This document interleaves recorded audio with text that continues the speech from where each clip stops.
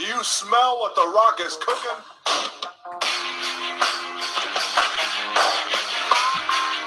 The Rock says, the Rock says, the Rock says, the Rock says.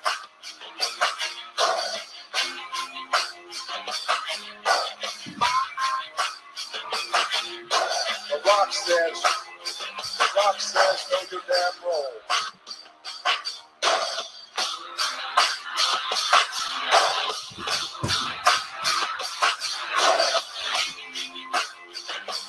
Know your role. It's Alonzo Ball. It's Alonzo Ball. The Rock says, the Rock says, the Rock says, the Rock says, the Rock says, know your damn role.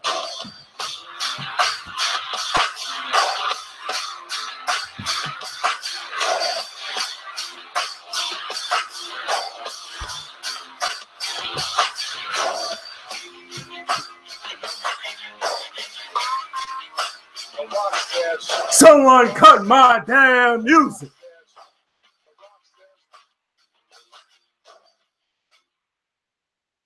Hello and welcome to the MJ Take on Sports Fan Entertainment 2017 NBA Draft. For once, is my audio working when I started the stream? Yes, it is working like when I started the stream, because for some reason, whenever I start a live stream, my audio does not work, but today it is working. We are live for the 2017 NBA Draft. I'm a little excited because it's the NBA Draft. With that said, I'm not really expecting this to be too exciting, but I could be wrong, as we have multiple trade talks going on throughout the NBA. The Phoenix Suns are on the phone making horrible deals. Apparently, they're trying to trade Eric Bledsoe for the 16th pick in this draft, which would be a terrible trade. They're trying to trade down for number 4 for God knows what. The Suns don't know what they're doing. The Pacers could still trade Paul George tonight. In fact, I think that they will. Tonight will be exciting trade-wise. In terms of actual picks, we'll see. I mean, I think the top 5 is pretty much definite at this point. We know Markelle Fultz is going number 1. We know Lonzo Ball is going number 2. Number 3, we think it's Tatum, but if it's Jackson, no one's going to be shocked. Okay, either one. And then whoever does not go at 3 will probably go at 4. Maybe the Suns take De'Aaron Fox at 4, or whoever trades up to number 4 takes De'Aaron Fox. Little surprising, but nothing that's like, oh my God, this is so shocking and surprising. Unlike the 2017 NFL Draft, in which we had the Bears trade up to number 2. And I said during that stream, because my live analysis is so on point, everyone was expecting them to take Solomon Thomas. I was like, hold on, people. I think they're taking Mitchell Trubisky, and they took Mitchell Trubisky. So that's the type of on-point analysis you can expect here tonight.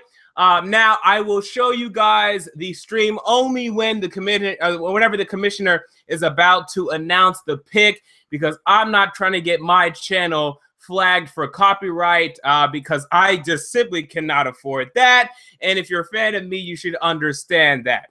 So we have the NBA Draft today. I'm going to have a number of guests rolling through tonight sporadically throughout the evening. That way you guys don't get too tired of me. For my NFL Draft coverage, live coverage, I learned that I think I talk a little bit too much. Maybe sometimes I should probably shut up. Even though it is a one-on-one stream, I want this to be more of a reaction and analysis than just a live coverage. Although I'm as good as ESPN, it's only me, okay? So if I just keep talking constantly for 2.5, 3 hours, it's going to get a little repetitive, a little boring. So at times I will just shut up and I'll let the ESPN audio do my thing.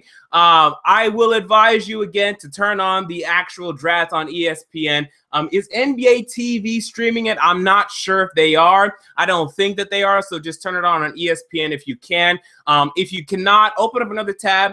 go to YouTube. There's all kinds of draft live streams, but a lot of them will get taken down. Okay, you'll be watching one for 10, 15, if you're lucky, 30 minutes, and then it will be gone and you'll never see it again. That's why I'm not doing that crap. But yeah, you'll find plenty of streams. There's like 20 people streaming right now on YouTube. That shouldn't be too hard to find. So with that said, we're currently on commercial break. Any questions you guys have in the chat, let me know. Let's talk about Lonzo Ball and LeVar Ball. I'm not sure if you guys saw the LeVar Ball interview that just went down. My God, this guy is such a character. SNL, Saturday Night Live, they need to have a Lonzo and LeVar Ball sketch this September when they come back, because, man, there's just so much material with LeVar Ball. He's still running his damn mouth, and it's an important platform. My mom, okay, who doesn't really watch the NBA year-round, even she's watching the draft right now, and for the first time, she was like, who is this dad that's running his damn mouth? And I'm like, Mom, that's LeVar Ball, and he's been doing this for a while. So he's going to continue to do this. He's going to do it on the biggest of platforms. This is his move. This is his deal. This is his problem. This is who he is. It's unfortunate to me, but it's just the case. The Lakers are going to take Lonzo Ball. And again, I think he's going to be very good, but I think people's expectations are getting way too high right now as it pertains to Lonzo Ball. I'm seeing some people already tweeting out lineups like, okay, look at the 2017-18 Lakers lineup. Lonzo Ball, Paul George, Brandon Ingram, Larry Nance, and Brook Lopez. Yeah, that team's not making the playoffs. And I don't know why you put Lonzo Ball in that rookie lineup, or if you're looking into years future saying, okay, Lonzo Ball, LeBron James, Paul George, Brandon Ingram, what a lineup. Lonzo Ball is not going to be that good early. I'm not sure why everyone is expecting Lonzo Ball to be so good early. He's going to average, to me, this year 11 and 7. That's good, but it ain't great, and it's not enough for you to say, oh, that's going to make a huge difference on the basketball team. It's not going to make a huge difference on the basketball team. He's 19 years old, and what you're hoping for is that by the time he's 24, 25, then he's able to, you know, be a huge impact player, make all-stars, and help lead your team to the promised land. But be careful saying, oh, Lonzo Ball, Paul George, LeBron James, big three. That ain't no big three. Lonzo Ball in year 2, year 3 with those guys, that ain't no damn big three. I don't want to hear about that being the damn big three, okay? Brandon Ingram maybe, but even that I don't want to hear. When the Lakers are talking about building a lineup, this super team lineup, I don't think it's going to be that super, because even though I really like Brandon Ingram and I like Lonzo Ball to be all-stars, they're going to be young. Paul George will still be in his prime, and LeBron's going to be old. It's an interesting mix. I've never seen a mix like that where you have two young players. You have a player that's going to be old because LeBron is going to be 33 next summer. Okay, so if the Lakers even sign him and then make the finals the first year, he'll be 34 in the finals. Okay, so you're going to have a 34-year-old LeBron. You're going to have a 21-year-old Lonzo. You're going to have I think 21-year-old Brandon Ingram as well, because Ingram's really young. He might as well be in this draft class, honestly. I think his parents pushed him into kindergarten a little too soon, but hey, I'm cool with that. You're going to have 21-year-old Ingram, Ball, and then Paul George at that point will be 29.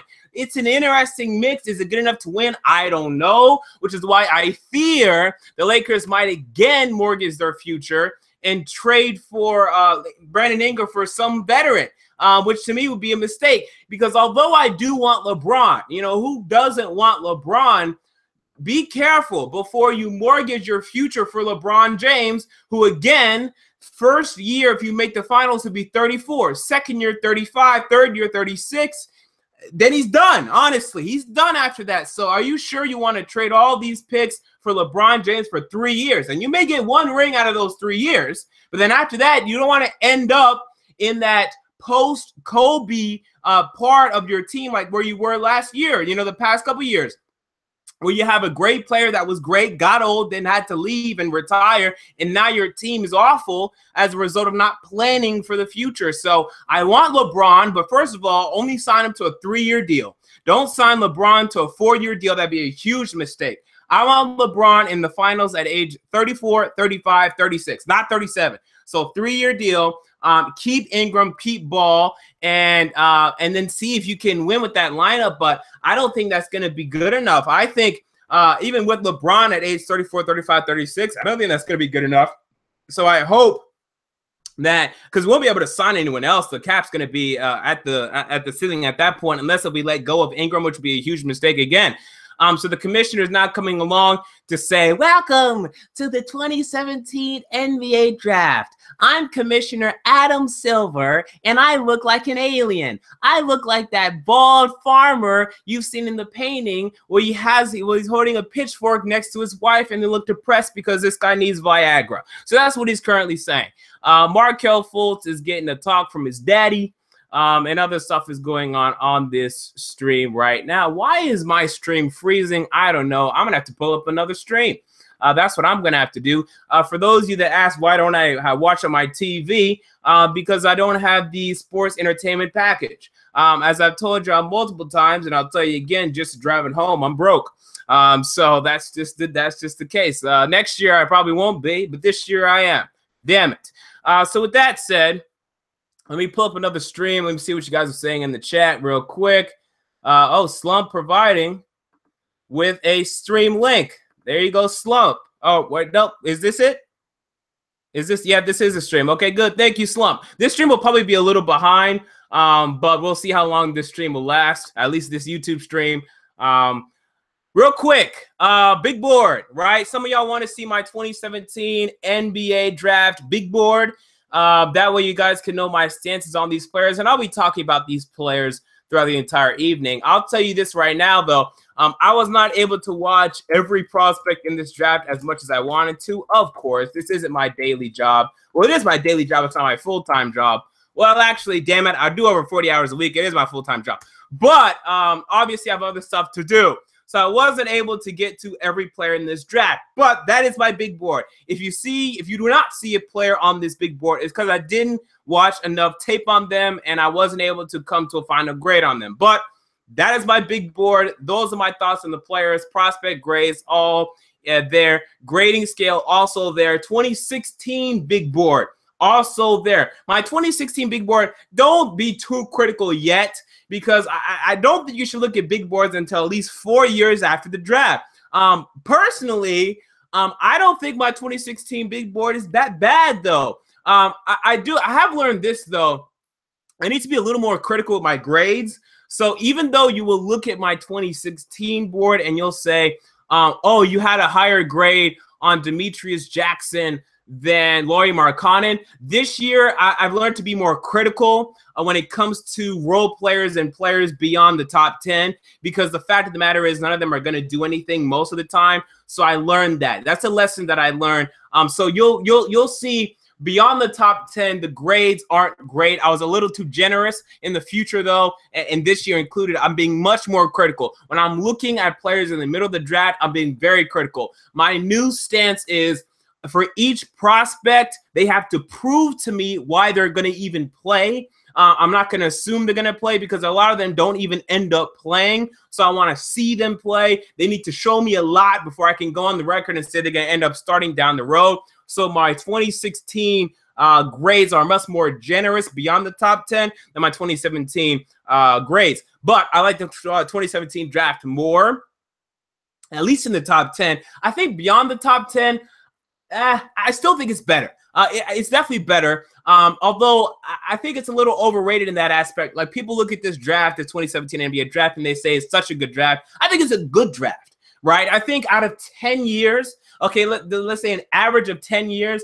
I think this draft would rank third or fourth. It's a good draft. It's not a great draft. It's not first or second or I think it'd probably be fourth, actually. So out of a 10-year range, this is about the fourth best draft you would get. Okay, it's not 2003, my God, with LeBron, Melo, and Dwayne Wade. It's not that level. I don't think it's 2014 level. So 2014, Andrew Wiggins, Jabari Parker, Joel Embiid. I don't think it's that level, Julius Randle. But, I mean, it could be. I could see that. That I could see. And those were the best draft classes. 2015 was quite good. Okay, here comes the commissioner. Oh God, I'm a little late. I didn't see him coming that quick. I'm gonna miss this one, but he's gonna say Markelle Fultz. And yeah, it's Markelle Fultz. Okay, so I was a little slow on the trigger there, but Markelle Fultz goes number 1, Philadelphia 76ers. This is something of which we expected. This is no surprise to anyone that's been following this team. An avid BMX biker, and now he loves to throw caution to the wind, and now he's going to have to be daring enough to try to lift the 76ers into a winning culture. What are the Sixers getting from Fultz, Jay? Well, they're getting a guy who's got an NBA frame already. He's got great length, and he's a 3-level scorer. He can score from deep, he can score in the middle game, and he can score at the rim.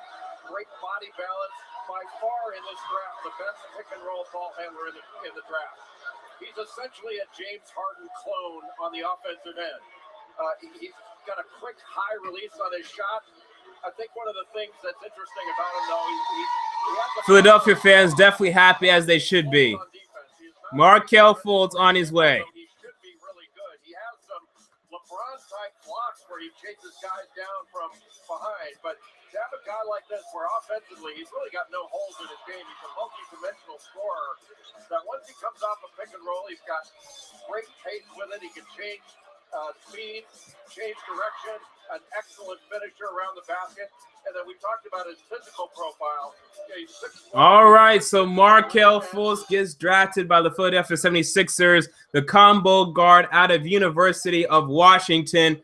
And you know what? People are critical of this guy because he wasn't able to win at Washington. Please, I beg you, tell me another damn player that plays for the Washington basketball team. There ain't none. They all stunk. Okay, they were awful. They were terrible. He won 9 games. I'm surprised he didn't win 5. That team was absolutely god-awful. This is a guy that can lead his team. He can do well. He's able to make his team better. Some people think he doesn't make his team better. No, he makes him better. Without him, they would have been a 4 or 5 win team. He scored 26 points per game per 40, averaged 23 points per game, shot 41% from 3, all around score. And by the way, this is with every other team recognizing the fact that Markelle Fultz was the best player on the court. We better double and triple team this guy. And he still shot 41% from 3. He still shot 47% from the field. I'm sick of people being critical of Markelle Fultz. This guy's absolutely tremendous to me. And he's going to prove that. I know people like Lonzo Ball because he makes his team better. Guess what? Markelle Fultz had a higher assist percentage than Lonzo Ball, and he's much, but I think he's honestly kind of at the same level of a playmaker. Lonzo Ball just pushes it open more in transition, and he had a bigger role in the offense. So with that said, the Lakers are now on the clock. I expect them to take Lonzo Ball really quick. Let me move on to the chat, see what you guys are saying in the chat, and keep me updated in terms of trades. I want to hear trades. If any trades go down, let me know. Let me look at the chat. Someone said that I'm slow. I am reading the chat now. I just have to go back and forth. I'm very busy. Oh, this is Matt Gillenwater. Oh, this guy's interesting. And that's pretty much it. Everyone else just commenting on the draft. Someone said Markelle studied accounting. That's a smart young man. I mean, sure, if you tell me to study anything for a semester and a half or maybe 2 semesters max, I'll study whether the hell you want me to. I'm out of there anyway. Remember, Ben Simmons got into academic troubles at LSU. What was his GPA under? Was it under 2.5? Or under 2.0? I think it was either under 2.5 or 2.0. It wasn't under 3. It was even worse than that. So apparently the Timberwolves are closing on the deal for Jimmy Butler. Jimmy Buckets. This would be a huge deal. Wow, what a deal for the Minnesota Timberwolves. This is a move that they really should make to me. Jimmy Butler still has 2 years left on his deal, and we keep talking about trading Jimmy Butler, get rid of Jimmy Butler. I don't understand any of it. Jimmy Butler's a very good player right now. I'm looking up his contract on my phone. I'm pretty sure, though, he is an unrestricted free agent in the summer 2019. And his thing is he wants money. right? Apparently, a rumor came out today that he's willing to re-sign with the Bulls because they can offer him the most, but the Timberwolves would then get those bird rights. They'd be able to offer him the most, and he'd stay, right? Jimmy Butler's a classic basketball player. He just wants to get paid. That's why he re-signed for the Bulls in the first place. And all this talk about Jimmy Butler being traded has never come because he's been tired of being in Chicago. It's always come because Chicago's tired of having him and they want to start over. I don't know why. Like, Josh Jackson is a player in this draft that to me is the second best prospect in this draft. I have him over Lonzo Ball, I have him over De'Aaron Fox. This is a guy that we hope he can be Jimmy Butler, right? And any year you tank, let's say the Bulls tank this year, and you take Michael Porter, you hope he's going to be as good as Jimmy Butler, maybe a little better. But you still hope that. And if he ends up being Jimmy Butler, you'll be pretty freaking happy. So I don't understand that. But here come the Lakers. Lonzo Ball, LeVar Ball. Will the Lakers pull the trigger and take Lonzo Ball? What will LeVar Ball's reaction be if they don't take Lonzo Ball? This is the thing that we're looking at now. Lakers time winding down. Magic Johnson, his first draft, turn in the damn card. Okay? A pick is in. Good. Whew. I was ashamed. I was worried that Rob Pelinka, Magic Johnson were going to turn in the card. Interesting thing here. Lonzo Ball not on the phone with anybody. Not on the phone. Not talking to anybody within the Laker organization. Face does not look, and he looks pretty confident. Maybe he already got the call. Maybe already got the guarantee, but I don't see him talking to anybody right now. Maybe they're waiting to call him until after the pick is made. But I think that's a little interesting. I think they're going to take Lonzo Ball. Personally, even though they're going to get Paul George and maybe even LeBron. Okay, here comes Commissioner.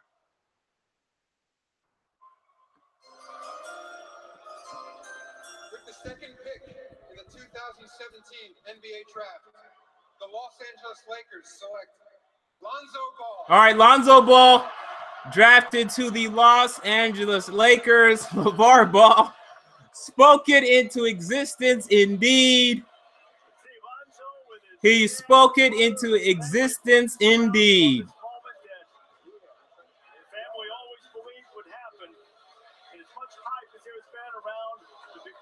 He spoke it into existence indeed. Wow.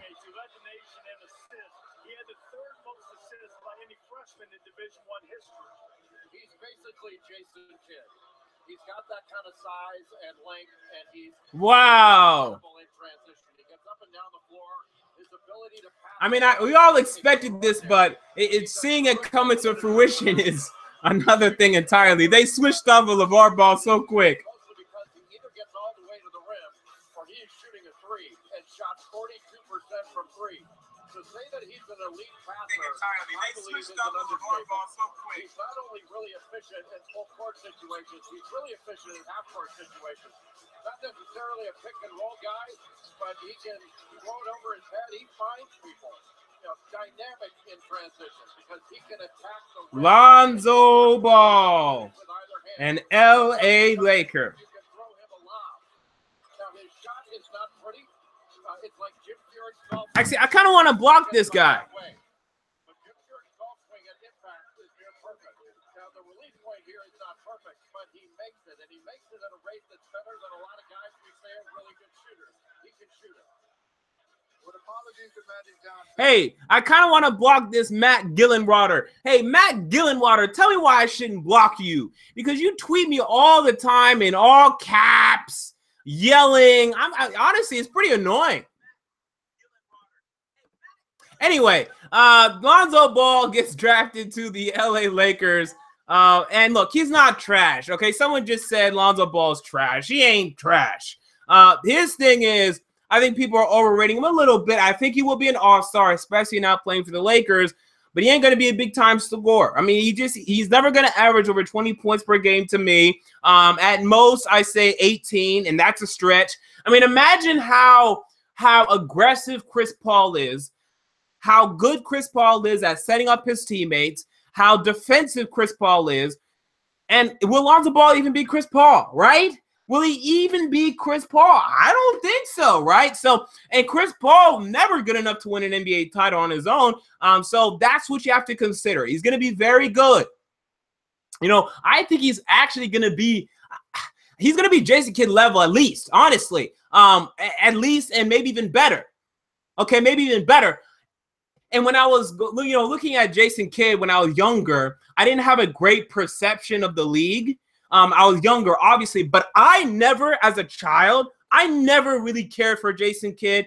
I never would have put Jason Kidd over Kobe, over Shaq, over T-Mac, over Vince Carter, over Dwayne Wade, over Dirk, over who else during that time? Who else was dominating the league at that time? I mean, those are pretty much the most dominant figures. Over Allen Iverson. I personally was never a big Jason Kidd fan. I think they are getting Jason Kidd, but I think we're romanticizing Jason Kidd. He was a very good player, an all-star player, even helped the Nets go to the NBA Finals, but guys are going to be better than this guy. I think Josh Jackson is going to be better than Lonzo Ball. I don't think it's going to be very close. What's LeVar Ball saying? Did you get this hat made? When he was a baby. What's it like now that this has come to fruition for you? You've been talking about it for 9 months. 9 months? You're talking about 19, 20 years. All right, 19, 20 years. You had the microphone on me when I was talking about it. What's it like right now that he is in LA Lakers? It's a wonderful feeling. But I already knew what was coming to him. I got 2 more boys. I got to come do the same thing 2 more years. So you're going to get them to the Lakers too. How? The big ball away. Ball control. How good is Lonzo Ball going to be for the LA Lakers? Hey, I'm going to tell you what. Lonzo Ball is going to take the Lakers to the playoffs his first year. Come see me when he does. I'll have another hat on. Actually, yeah, let me block this Matt. This Matt's annoying. Look, I don't block people, but this guy's been tweeting me. He's been yelling at me for no reason. He says the dumbest stuff, and he's still following me. Like, if you don't like somebody, that's cool. Why are you following me? Why are you tweeting me every day? I'm blocking this guy. It's very hard for me to block people. This is the first guy I blocked in over a year. All right, so we do have breaking news. Jimmy Butler traded. All right, Jimmy Butler has been traded. Someone send the report. Jimmy Butler has been traded to the Minnesota Timberwolves in exchange for Zach LaVine, for something else and something else. They removed it from my face before I could report on it. Let me switch to the stream because the next pick is about to go down, and I'll look up the details of the trade.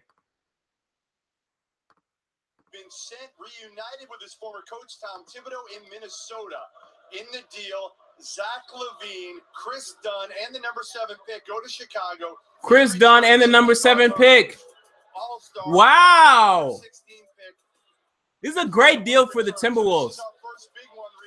This is a great deal for the Timberwolves. Tom Thibodeau reunited. It's a great deal. That's a huge one. Well, actually, I don't think it's a great deal. I like the deal. I can't say it's a great deal. Because they did give up their first-round pick this year. But I do like the deal. This is a deal that I like. You know, Jimmy Butler's going to add some defense to that team. He's going to help that team. And I like that aspect of it. I was trying to switch to Twitter real quick, but I'm still streaming, or I'm still sharing my screen, so I can't do that. And the Celtics are about to pick. Let me go to my phone. But I think it is a good deal, not a great deal. Right now, their lineup is going to consist now because you just traded Chris Dunn, right? Chris Dunn, who was not impressive as a rookie, yes, but now your future of the point guard position is still indeterminate, right? It's still indefinite. So Ricky Rubio is not the answer. He consistently shoots under 40% from the field. Screw Ricky Rubio. So you're going to have Ricky Rubio, Jimmy Butler, Andrew Wiggins. Your power forward position is in flux. Gorgie Dang, I'm pretty sure he's an upcoming free agent. Okay, here come the Celtics. I expect Jason Tatum, but will it be? Will it be?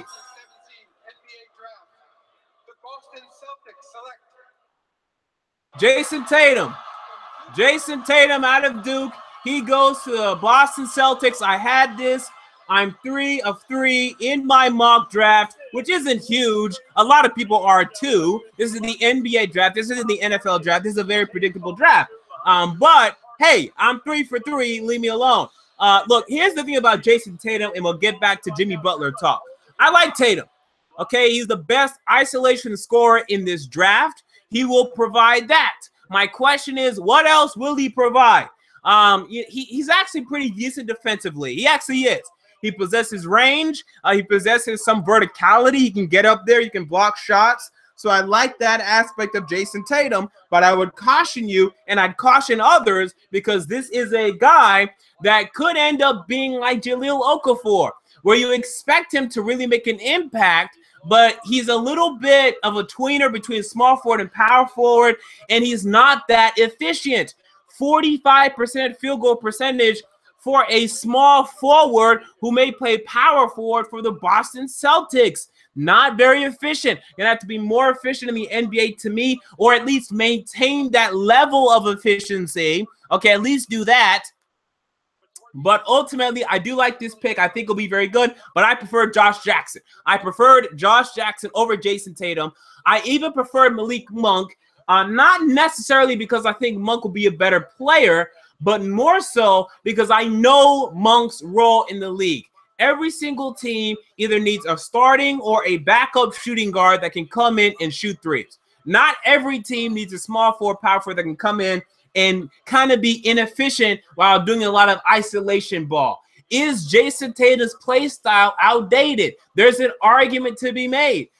He's not much of a catch and shoot guy. He's an off the dribble guy, but I like him. Right? I think he's good. I haven't been grading picks yet, but let me just do that now. The first pick and the second pick, both A's. Sixers get an A. Lakers get an A. Even though I would have took Josh Jackson, they still get an A because Alonzo Ball's still very good. He's going to be very good. Celtics, though, I can only give the Celtics a B. It's a good pick. Josh Jackson, to me, would have been the better pick. Yes, he's very similar to Jaylen Brown. He's better than Jaylen Brown, way better. Shot way better in college, way better in college. Jaylen Brown shot 43%. Josh Jackson shot 51%. He's better defensively, honestly, to me, just as athletic. I would have taken Josh Jackson. And even beyond that, I might – now, outside of that, I think this is a fine pick, though. So I'm fine with it. B, maybe B+, now that I think about it, because I think Josh Jackson is the only one I would have taken over Tatum. So I'll give it a B+. It's actually a B+ for the for this pick here for the Celtics. Now, someone was saying that the Suns are going to run to the podium and take Josh Jackson.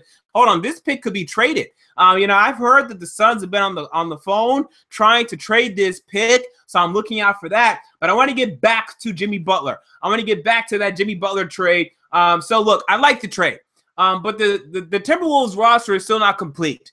They don't have a starting point guard to me. Ricky Rubio is under that. He just doesn't shoot well enough at all. Horrible, efficient shooter. And the power forward position is now in flux. Now, Gorgie Dang, okay, the thing about Gorgie Dang, I just got an important email. Sorry about that. Gorgie Dang, I think he's an upcoming free agent. Let me check Gorgie Dang's contract.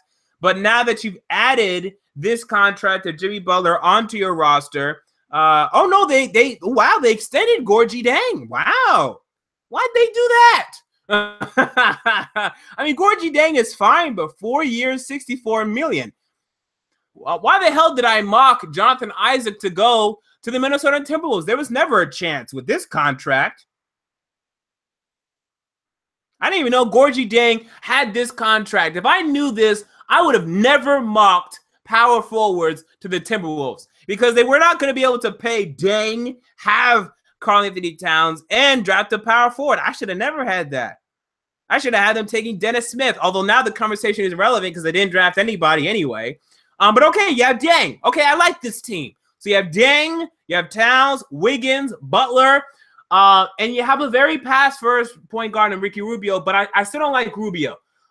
Even though you don't need a big-time scorer there, which is fine. So I guess I understand that aspect of it. But he's just not efficient. He's really inefficient, man. And he's not a great defender. He does get steals, but he's not a great on-ball defender. Chris Dunn was going to be that for you, but maybe next year you can find your next Chris Dunn.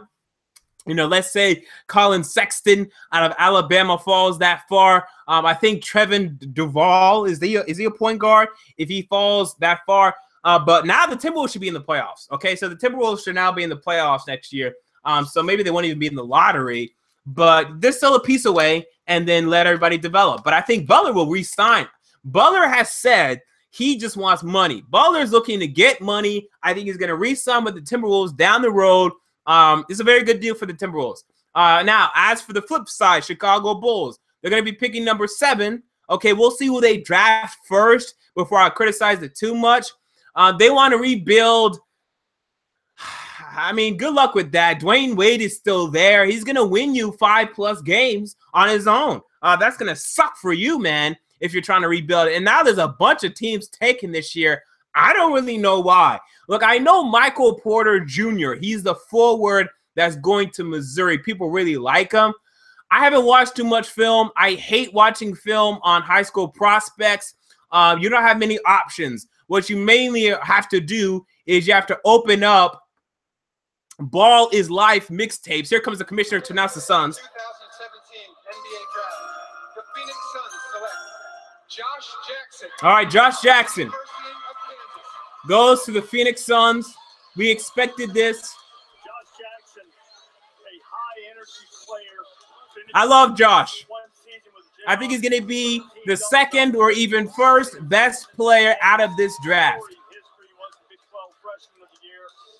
First team all-conference for the Jay has mentioned the one thing about Josh Jackson is how well will he score? How will the shooting come along? He's a terrific athlete.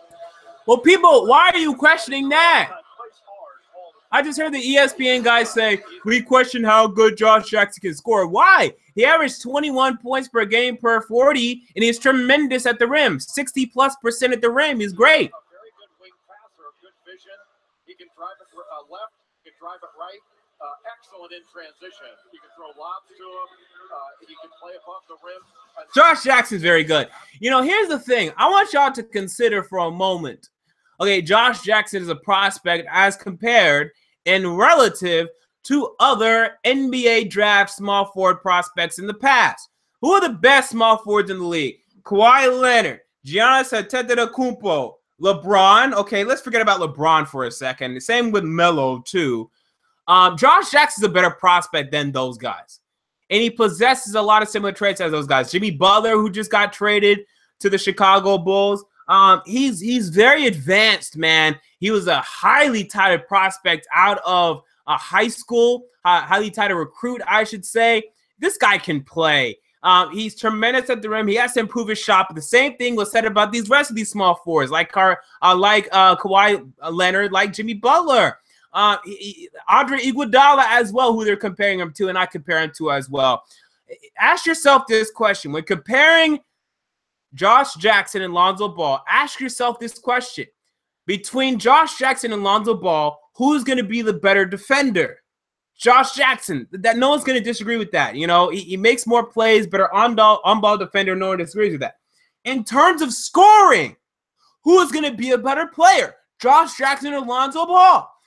Lonzo Ball averaged 16 points per 40 minutes as the absolute unequivocated star of UCLA. Josh Jackson averaged 21 points per 40, sharing stardom with Frank Mason at University of Kansas. Josh Jackson is going to be a better scorer and a better defender than Lonzo Ball. The one thing Ball has over Jackson is his ability to make his team better. But Josh Jackson is a tremendous passer for his position. He sets his teammates up from time to time at his position more than you would expect for any other small forward or a wing player in the NBA. He's very Andre Iguodala-like in that fashion. He's very Kawhi Leonard-like in that fashion. He's always willing to make the extra pass. So I look at Josh Jackson. I think he's better. There are some red flags. His free throw percentage, his off-the-court issues, but he will be a better scorer and a better defender than Lonzo Ball. He's going to be a better player, a more impactful player, and if the Suns keep him, and I think that they will, because I think we would have heard something by now, I'm telling you, Josh Jackson is going to be their best player in 2 to 4 years, maybe even 1 to 4 years. Let's say 1 to 4 years.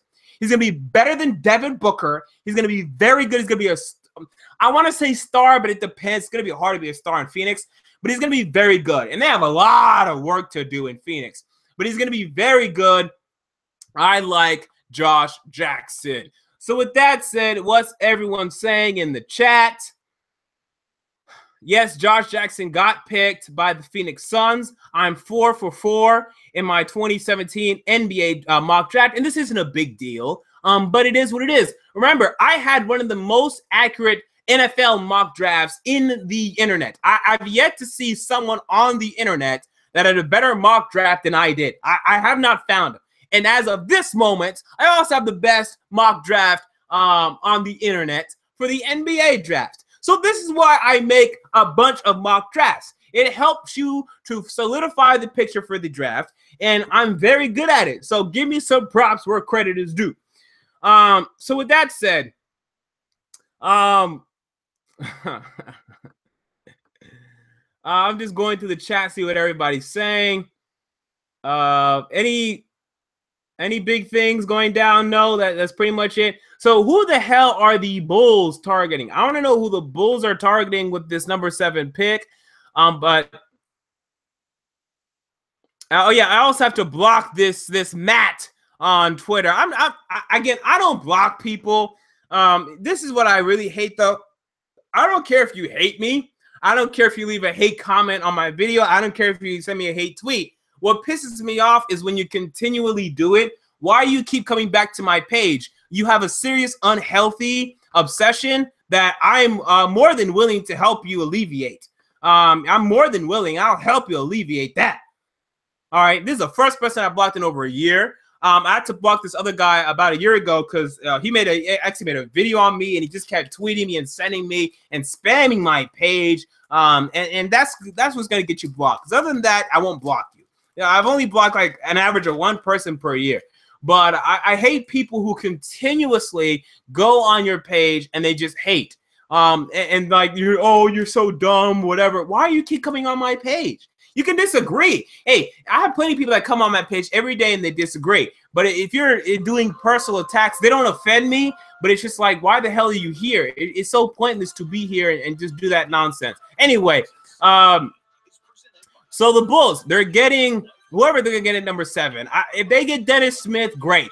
Is Rajon Rondo still under contract? I don't think so. It must have been a 1-year deal, right, for Rajon Rondo. So I would love Dennis Smith. Malik Monk would be interesting. He and Wade wouldn't be a great fit. But who cares about Dwayne Wade? You need to start thinking about the future. I personally, I like Jonathan Isaac. I do, but only as a complimentary piece. He's going to be a good defender. Oh, by the way, here comes Commissioner.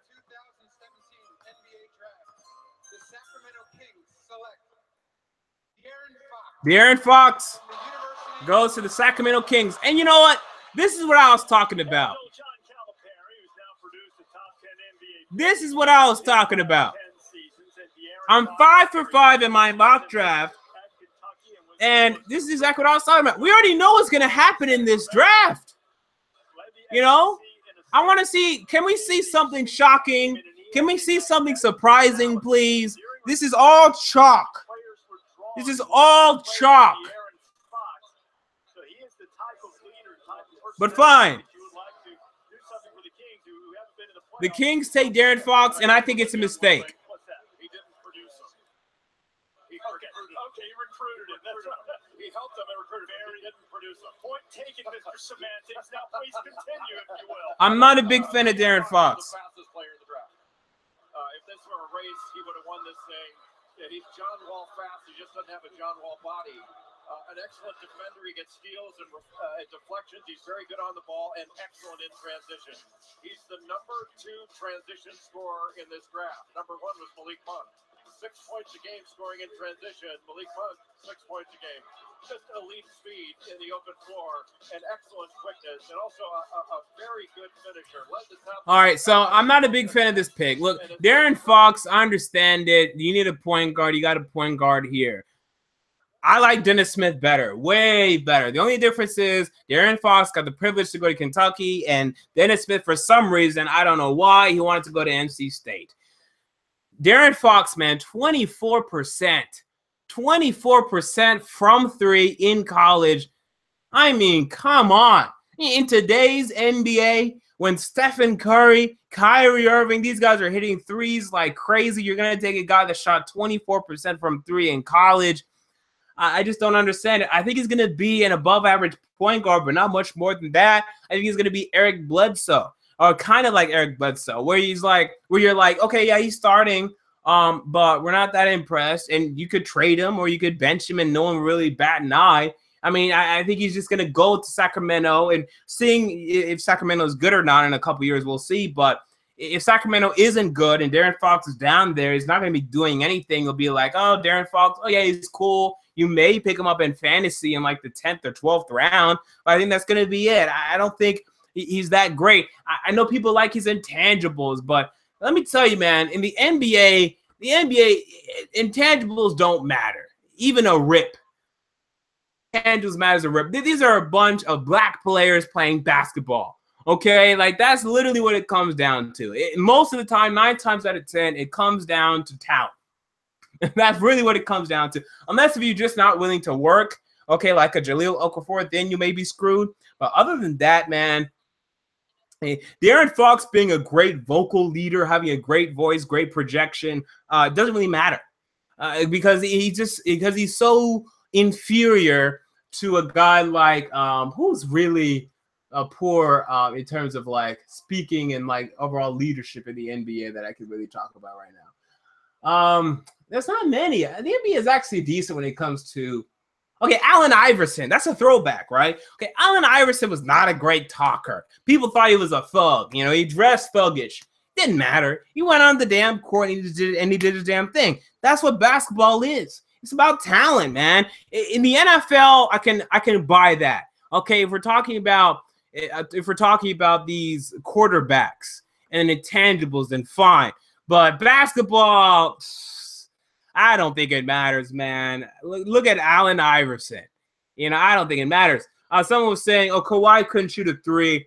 Yeah, you're right. Kawhi plays small forward. He had ridiculously long arms, and he able to drive to the basket and posterize. Darren Fox plays point guard. Find me point guards that were poor shooters in college, went to the NBA, and improved vastly. You know who he's very similar to? Elfrid Payton, Marcus Smart, neither of which have developed their shots. Both teams, the Celtics and the Magic, have been begging Marcus Smart and Elfrid Payton to develop the three-point shots, and they failed miserably. That's the kind of player you're getting here to me. 24%. I mean, that's incredibly bad. We're talking about Josh Jackson potentially being a bad shooter. My God, what did this guy shoot? 24%? Okay, so I mean, it's a problem to me. He's never going to be a very good three-point shooter to me, but we'll see. I'm not excited about Darren Fox. So with that said, we move on to the Orlando Magic. This is what things get interesting. I don't know who they're going to take.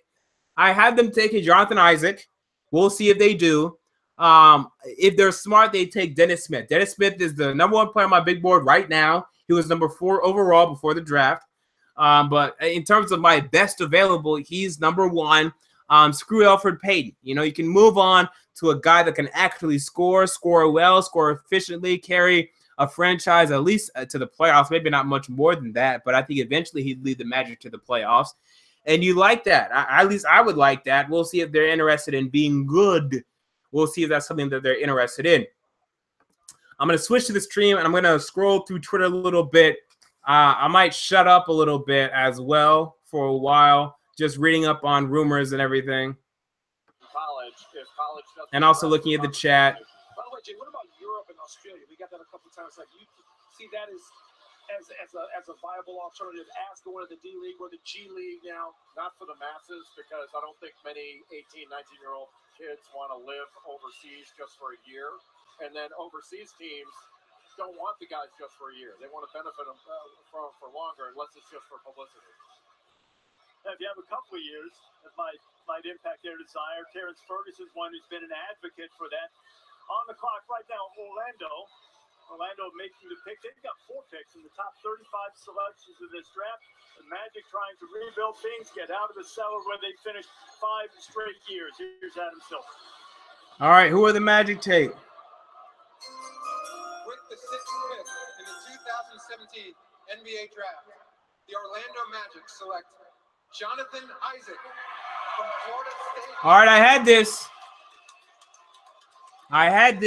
6 of 6 in my 2017 NBA mock draft. I think I know what I'm doing. Now, with that said, bad pick. I think this is a bad pick for the Orlando Magic. It's not a terrible pick, but they could have done much better. And this is why they're stuck. They don't know how to make picks, man. They don't know what they're doing in the draft. The Magic have no idea what they're doing in the draft.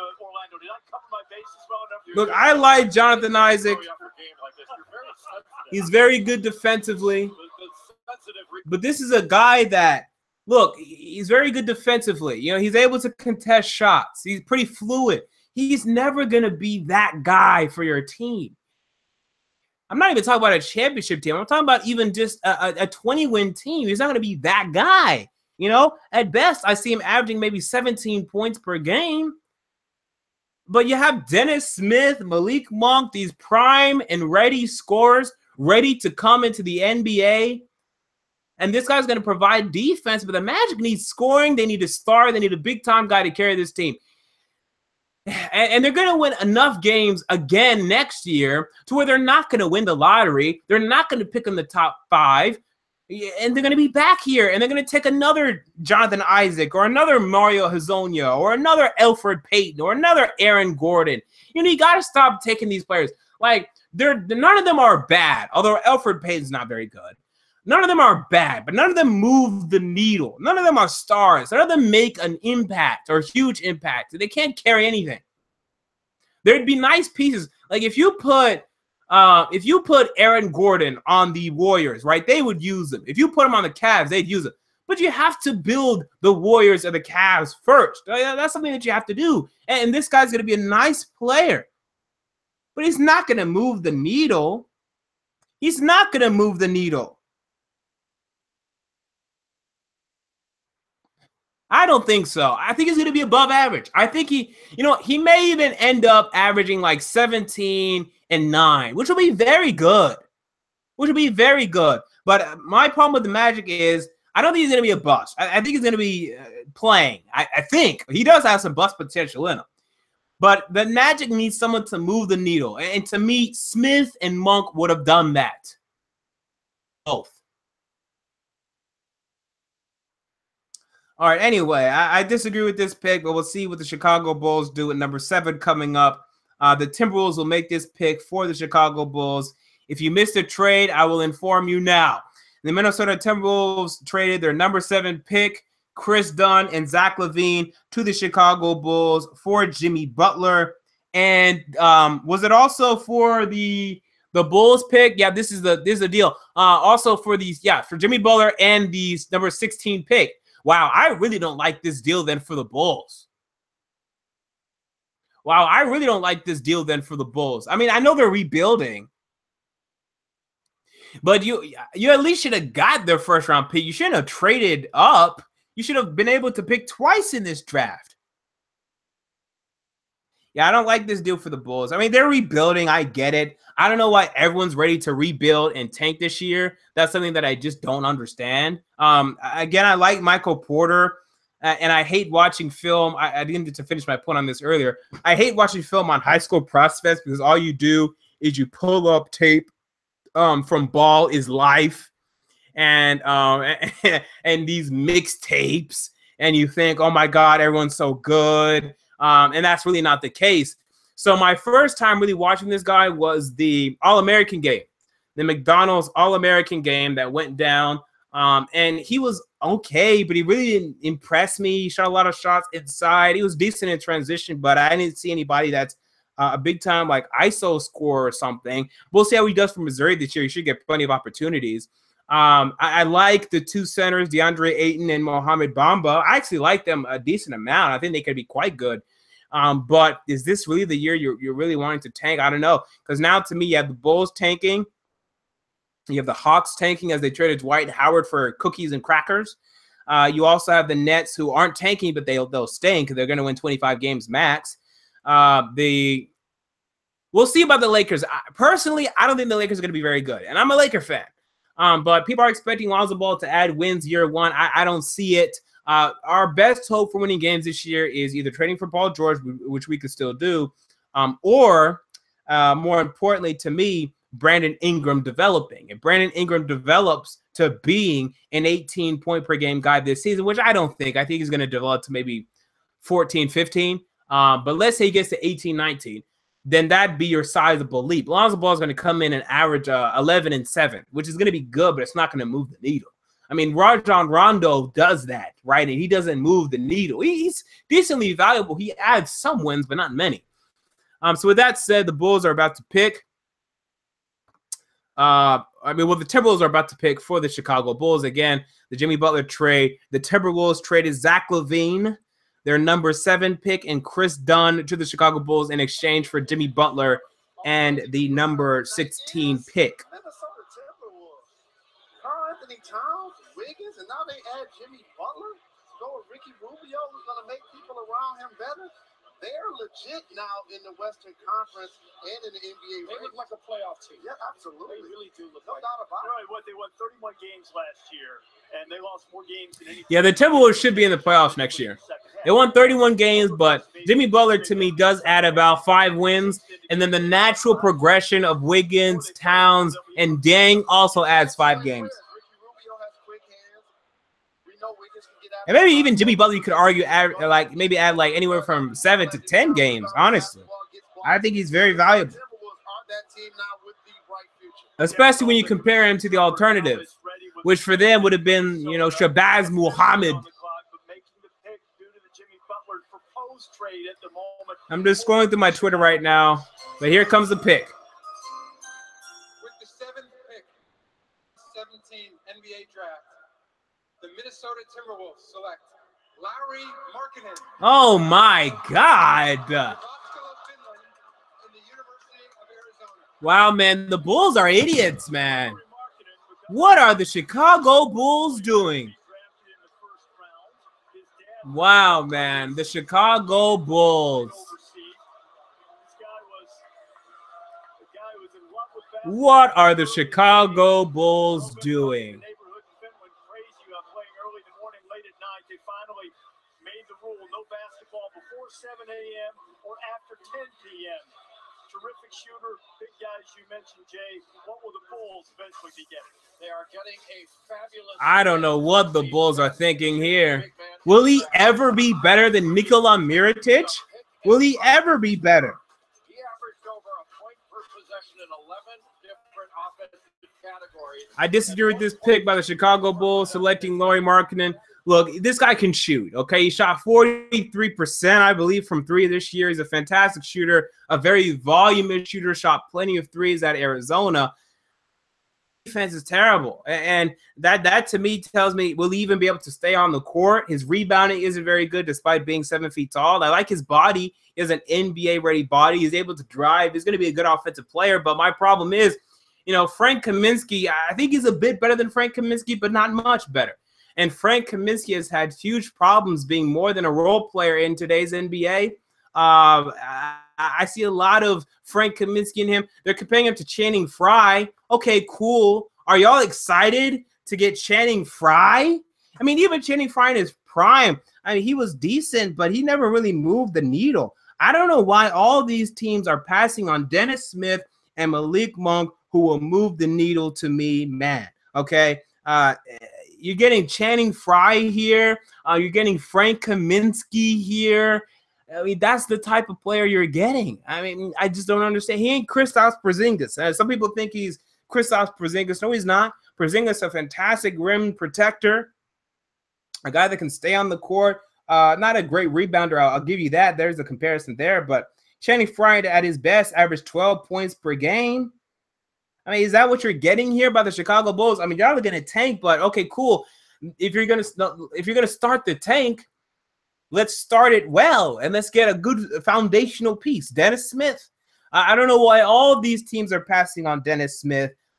I don't understand it. I'll never understand it. It doesn't make any sense to me. This guy's gonna be the absolute steal of the draft.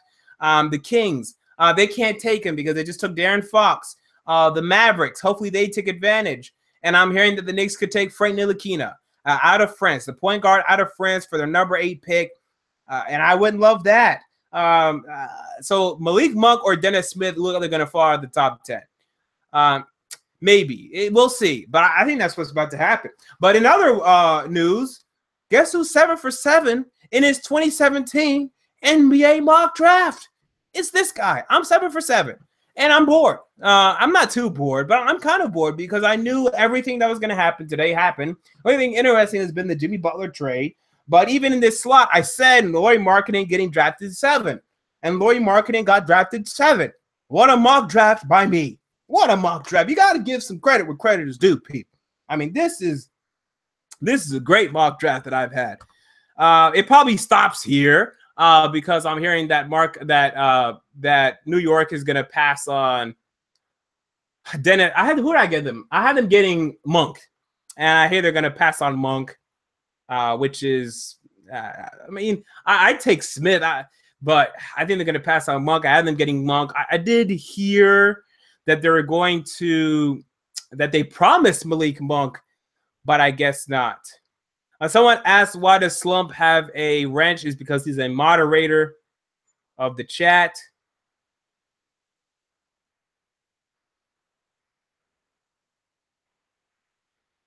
People always ask me, why do you do all these mock drafts? Now you know why. Because I had the most accurate mock draft in the NFL. Go try to find someone that had a more accurate NFL mock draft than me. You won't find. You just won't find. And now the NBA draft, as of this moment, has been true. The tough part for the NBA draft is once we get past the top 10, it's going to be tough. Okay, here comes the commissioner to announce the New York Knicks possibly awful pick.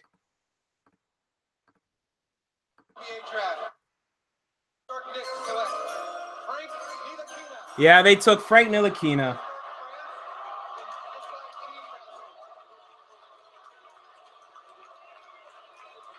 Man, what are the Knicks doing?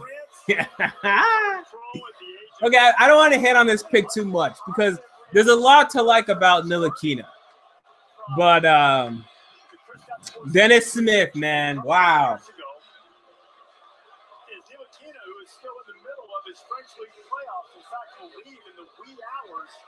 To get back for a decisive Game 5 in the playoffs, wanted to be here for this moment.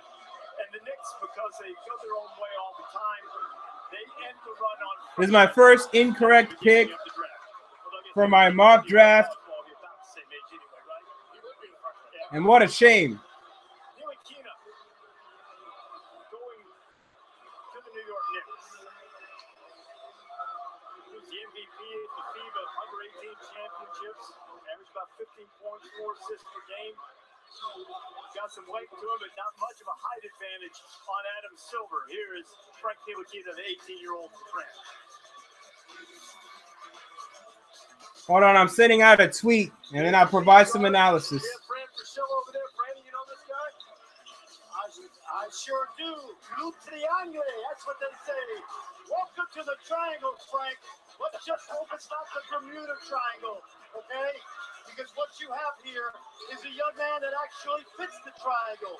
6'5", 7-foot wingspan, outstanding defender, above average NBA athlete, shoots 40% from three, has a very good basketball IQ. He's only 18 years old. Keep that in mind. Okay, so my thoughts on this pick. It's not a terrible pick. I like it better than the Bulls pick of Lauri Markkanen. I think Ntilikina is going to start in the NBA. I think he's going to be decent. I don't think he's ever going to be great. But I could see that. I could see. Wow, my forearm's looking veiny, man. I've been making some gains. I can definitely see a path for Ntilikina to even end up being a top 10 point guard in the NBA. I can actually see that path. He has a lot of upside, very long wingspan, very good defender. This year shot over 40% from three, and he was shooting the NBA three. So I like the 3-and-D potential there. He has some Patrick Beverly in him, has some Emmanuel Mudiay in him. Very, very, very turnover prone. He's going to have to get those turnovers down. He's also not that athletic, not that explosive, not that fast. So I question how he's going to be able to get to the rim. And I think that's what's really going to limit his upside scoring-wise because he's not going to be able to get to the rim often. Free throws, I need to check again to see how many free throws he averaged per 40. But I don't think he got to the free throw line very often.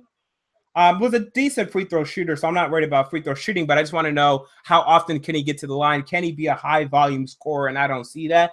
But I think he can be a decent player. I think he can start. He will start for them. Maybe not initially, but eventually, definitely. And I think he's going to be fine.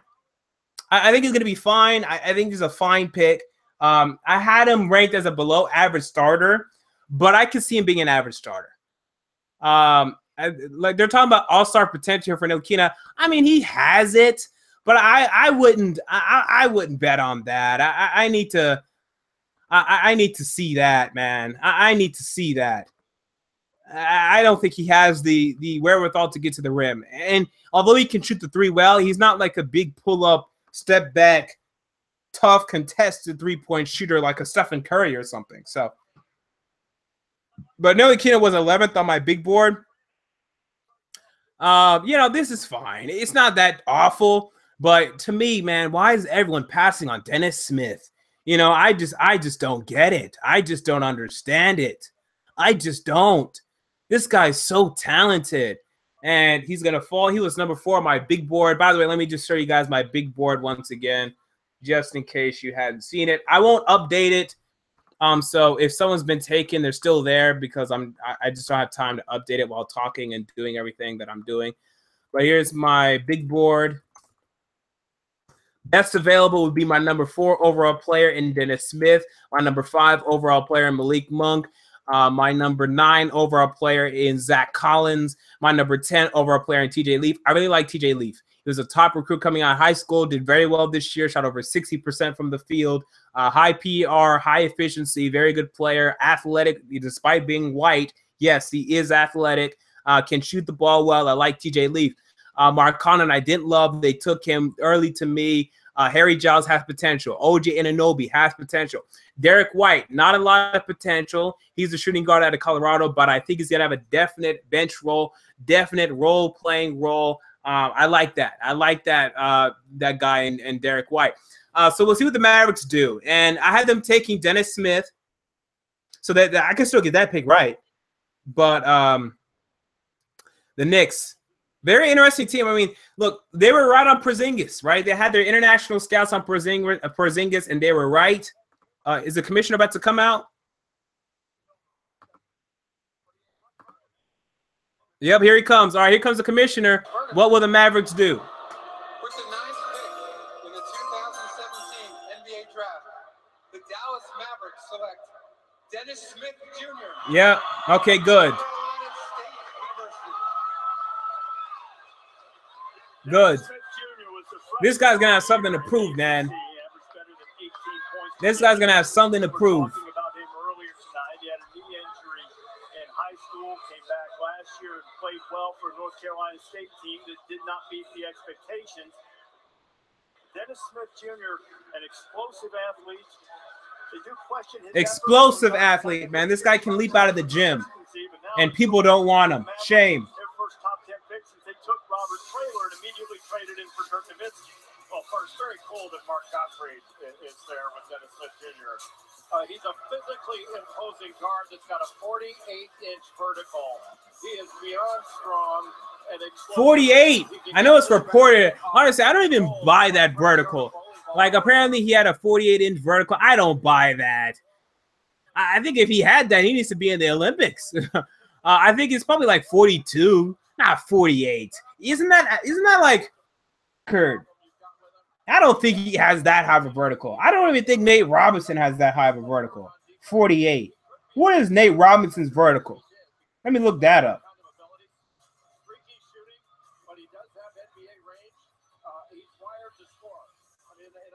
He has a 43.5. Yeah, Dennis Smith ain't got no 48-inch vertical, but I can buy 42. Yeah, I compared him to Steve Francis as well. Steve Francis and Russell Westbrook, man. And Russell Westbrook. I'd understand the fall of Dennis Smith if he was some lowly touted recruit, if he was like a guy that was under the radar, and he went to NC State, I'd understand it. But this is a top recruit. Even as a high school recruit, I liked Dennis Smith in his game. So what did he do to lose momentum this year? Like, what else could he have done? He did not make the playoffs, okay, or the NCAA tournament, yes.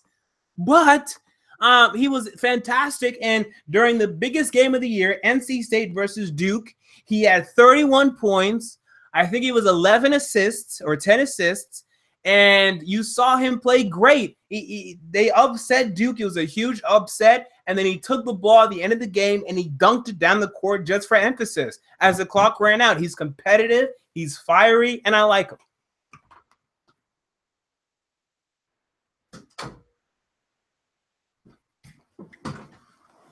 And I can't believe he fell this far. And now the Sacramento Kings have a choice to make because they have Buddy Hield on the roster. So Malik Monk doesn't make sense fit-wise, but he's the BPA. And he's number 5 on my big board. And I wouldn't blame them for taking him. I mean, it'd be a tough fit. He, Hield, and Darren Fox. But I think you got to take BPA. And it's tough. It's such a tough fit because both Hield and Monk are shooting guards. And really, you can stretch Monk to being a point guard, but it won't matter because now you have Fox. And you could stretch Hield to be a small forward. You could do that. But if I remember correctly, Buddy Hield is 6'4", maybe 6'5". Let me check. I'm pretty sure he's 6'4" with a wingspan of about 6'8". And that's not small forward size, at least in a starting lineup. Yeah, he's 6'4", and what's his wingspan? Yeah, so you can't play him at the 3. He has a 7-foot wingspan, though. Okay, that's fine. But it's tough. It's tough. Would you take Monk? Maybe you just can't. Actually, I think I would still.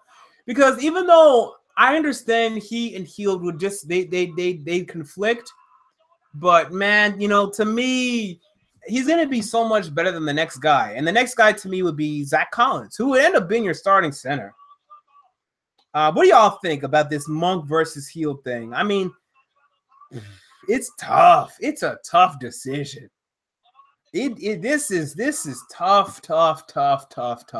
Because I have a grade of 85 on Monk, and I have a grade of 76 on Collins. A sizable difference in terms of prospect grades. So, I mean, that's a sizable difference. Do you double down at the shooting guard position? Buddy Hield, by the way, averaged 15 points per game for the Kings last year. He's their guy at the shooting guard position. So, it's tough. To me, it's so tough because, yeah, you just can't play them. You just can't. First of all, I would have taken Darren Fox. So I would have passed on Darren Fox. I would have taken Dennis Smith at number 5. And as a result, Darren Fox would have slid to maybe number 6 to the Magic. Doesn't really matter. But all that matters is he would have fell. Everyone would have fell. And I think what would have ended up happening was you could have gotten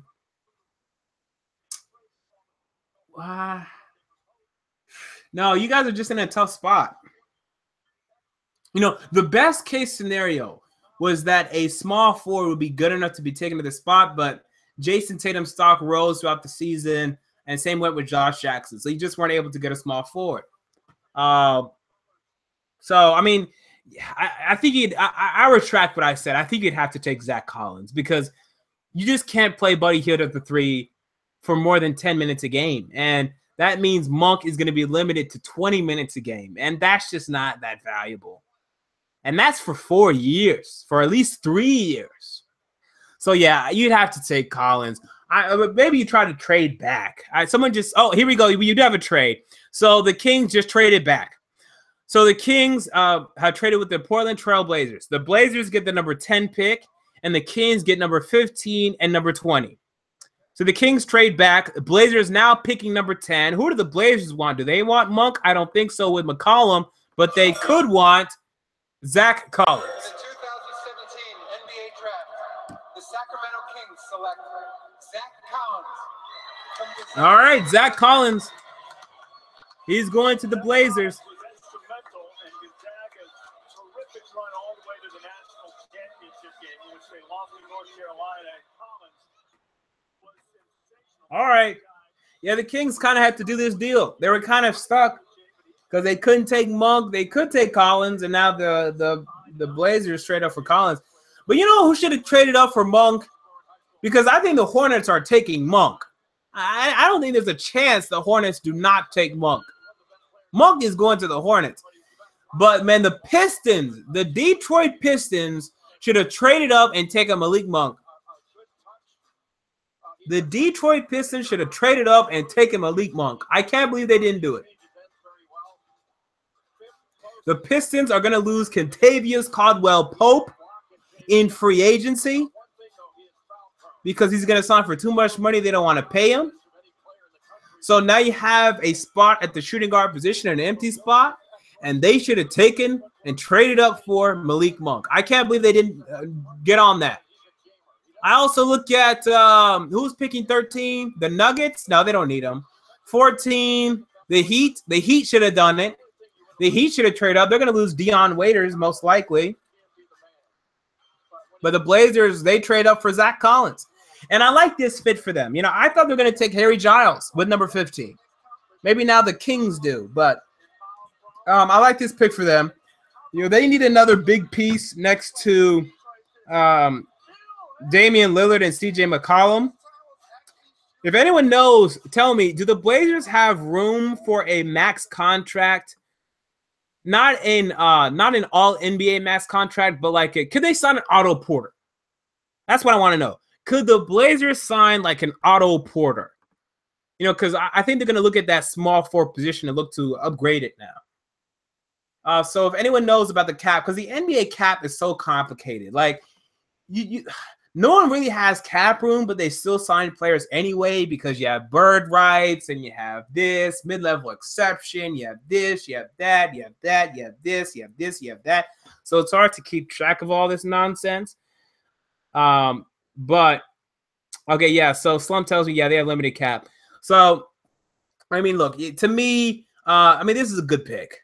I don't know. Yeah, they signed Alan Crabb, and then they also sign Evan Turner to a pretty big deal. So that's also a huge mistake by them. I don't know what they're thinking there.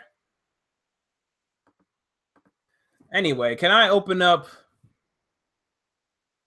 Actually, I should probably do that on my phone. Zach Collins, though, to the it's so stupid how they have to wear these hats of the teams of which they're not even going to. Like, look at Zach Collins wearing this Kings hat. He's never going to play a game for the Sacramento Kings, and here he is wearing a Kings hat. I mean, this NBA draft. But more importantly, man, how about my mock draft? You know, you can go ahead and close up my draft right now. My mock draft is already going to be the best, or one of the best mock drafts on the planet, as I got 9 of the first 10 picks correct. Okay, 9 out of 10. The only thing that happened that I did not think would was I thought the Knicks would take Monk and the Hornets would take Ntilikina, but it looks like the Knicks take Ntilikina and the Hornets take Monk. Other than that, a masterful, beautiful mock draft. And I'm not too genius. I'll be honest. This was a pretty predictable draft. You know, there wasn't too many surprises, but I had it. So, you know, give me credit for that. I'm looking up Spot Rack to try to see what the Blazers payroll is, who they're paying, who they're trying to pay, who they want to pay. But yeah, I'm pretty sure they couldn't afford an Otto Porter. But again, this NBA cap is just so weird because no one can really afford anybody and they still somehow pay players. You know, like how are the Warriors paying 4 players huge money and still they're getting away with it? So, you know, the NBA cap is just so weird. Yeah, they signed Alan Crabb to a huge deal, Evan Turner to a huge deal. Evan Turner getting paid $17.5 million per year. Alan Crabb, $18.5 million per year, and he still has 3 years left on his deal. Blazers thinking. Maurice Harkless, Mo Harkless, $10 million per year, and Myers Leonard, $3 million or $10 million per year for the next 3 years. So yeah, they've given out terrible deals. I don't know what they've been doing. Those are terrible deals there. So the Hornets, I'm not sure why the pick isn't in. You got to take Malik Monk. You take Malik Monk, you move Nicholas Batum over to the small forward position, his natural position to me. Okay, now you have Kemba, Monk. You don't have to start Monk initially. You can have him off the bench initially, but eventually you have Kemba, Monk, Batum, Marvin Williams, and or Frank Kaminsky, and or do they also have someone else? I think they could also start Cody Zeller there if they really wanted to. And then center position, Dwight Howard. Hornets in the playoffs, potentially a 50-plus win team this season. I like the Hornets roster. They're going to be back in the playoffs this year. I can't believe they weren't even in it this year. Kemba took a step forward, and they took a step back. Did they really miss Al Jefferson that much? And why on earth did they sign Roy Hibbert? I don't know. No one really knows. To too much money. The Charlotte Hornets did, but what's going on? Oh, I accidentally left the stream.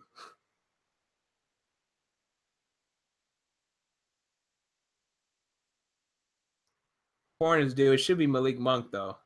And now my computer is acting slow. This is what happens when you stream and watch stuff at the same time.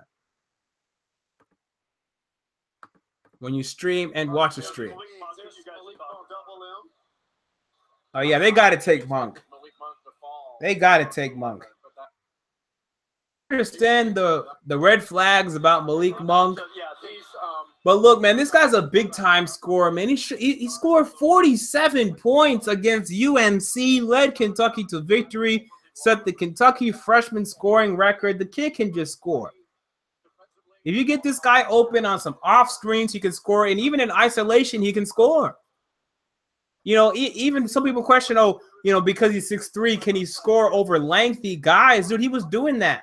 He had a lot of contested shots at Kentucky, a lot of contested shots. Here comes the commissioner. With the 11th pick in the 2017 NBA draft, the Charlotte Hornets select Malik Monk. Good. From the University of Kentucky. I know he's not happy, though. I know he's not happy. I'm not happy for him. I'm not happy for him. Award as well, averaged nearly 20 points per game. Kentucky history, only Jamal Murray has scored more than that as a freshman. I'm not happy for him. But it is what it is, man. This is a tough business. This is a tough business.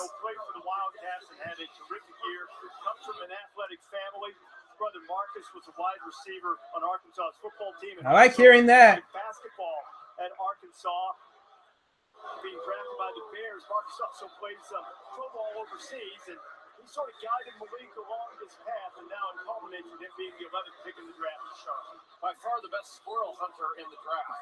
I blew some of my good stuff trying to stall for you, but Malik Monk is a big-time shooter. The best shooter in the draft, he takes big ones. 4 times this season, he scored over 30 points. He had 48 against North Carolina. An excellent. I mean, yeah, look at this guy's athleticism. I mean, just think about it. Just think about this guy. We already know he's a great shooter, but you know how good of an athlete he is, how explosive he is, how vertical he is. I mean, all you would normally ask of shooting guards is to be able to shoot and dunk, and he does that, you know? He's not great defensively, but he provides those things. And even as a 6-man, if they want to put him as a 6-man, he's going to find success.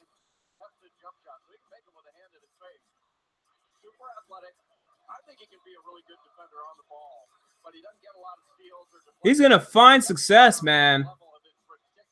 Anyway, so I didn't have this, but I had Monk going to the Knicks, and I had Ntilikina going to the Hornets, and Ntilikina went to the Knicks, and Monk goes to the Hornets. But now, basically, I had 11 players being drafted at this point, and all 11 players have been drafted at this point.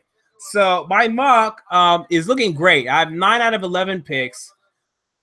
And I've told you these 11 players will be drafted in the first 11, and they have been. This is where things are going to get hard.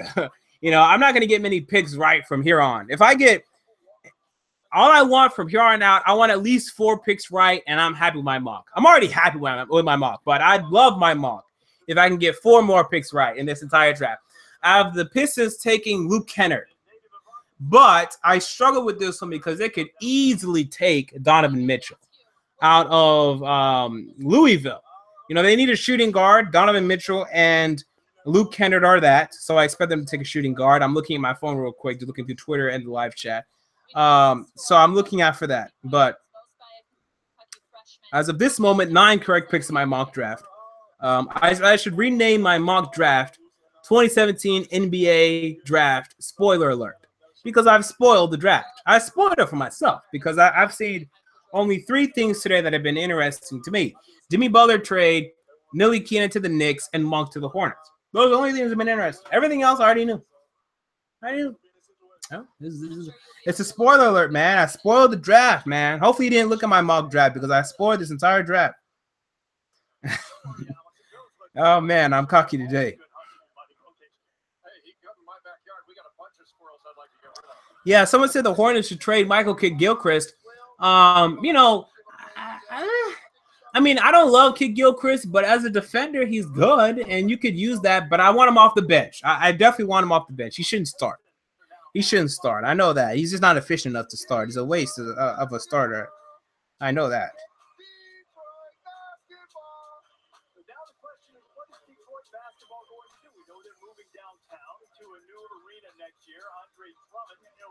Well, someone said the Kings don't need a center. What planet are you on? Who's the Kings center? Costa Koufos and Yorgos Papagiannis? Of course the Kings need a center. Scott Labissiere is a power forward. And plus, they shouldn't be not drafting anyone because of Scott Labissiere. I like Labissiere, but he's not a guy that you look at and you say, well, we can't draft because we have Scott Labissiere. So we can't draft this guy because we have Scott Labissiere. He ain't that good yet. He had a nice game, had a 32-point game, but I don't want to hear that conversation. Is the commissioner going to come out or not? They keep showing the podium. Yeah, here he comes. All right, here we go. Pistons, I have them getting Kennard. Let's see if they get Mitchell. With the 12th pick.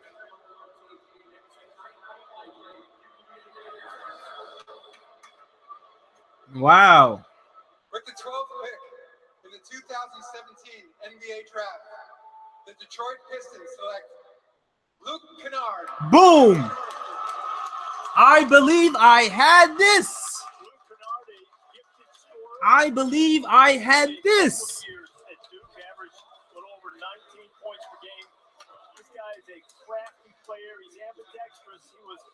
Scored more points in high school than LeBron James. Knows every word from the movie Frozen. Man, that last one's a red flag. That's a red flag, dude. Why are you watching Frozen that many times? That's a red flag. I don't like him. It's a huge red flag for me. Is that a red flag for anyone else? He knows every word from Frozen. What? He's got the best footwork in the draft. When he puts the ball in the deck, he's got deep range. And you mentioned but yeah, he can shoot. I'll let them explain it. But he doesn't have a dominant foot. So when he gets in the lane, he can pivot, keep defenders off balance. His footwork is absolutely impeccable. And he can shoot over the top of people, get around them. And with that range, that allows him to set up a defender. He's not got blazing speed, but he gets by people, and he's a competitor. He sticks his nose in there, and he rebounds at a really good rate for a guard. He is an underrated passer.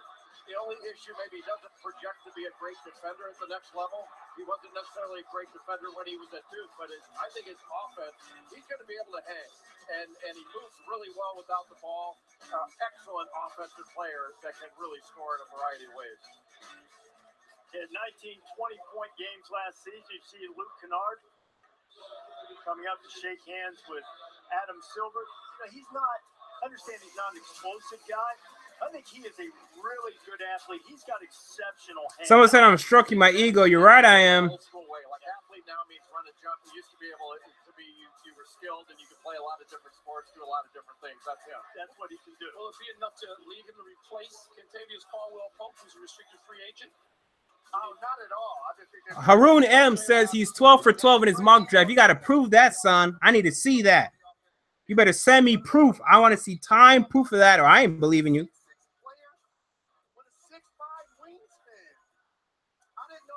But yeah, Luke Kennard is good. But personally, you know, he may end up starting. I don't think he's a starter. I think if you're starting him, it's a reach. He's a good shooter. I want him as a role player. I didn't see enough.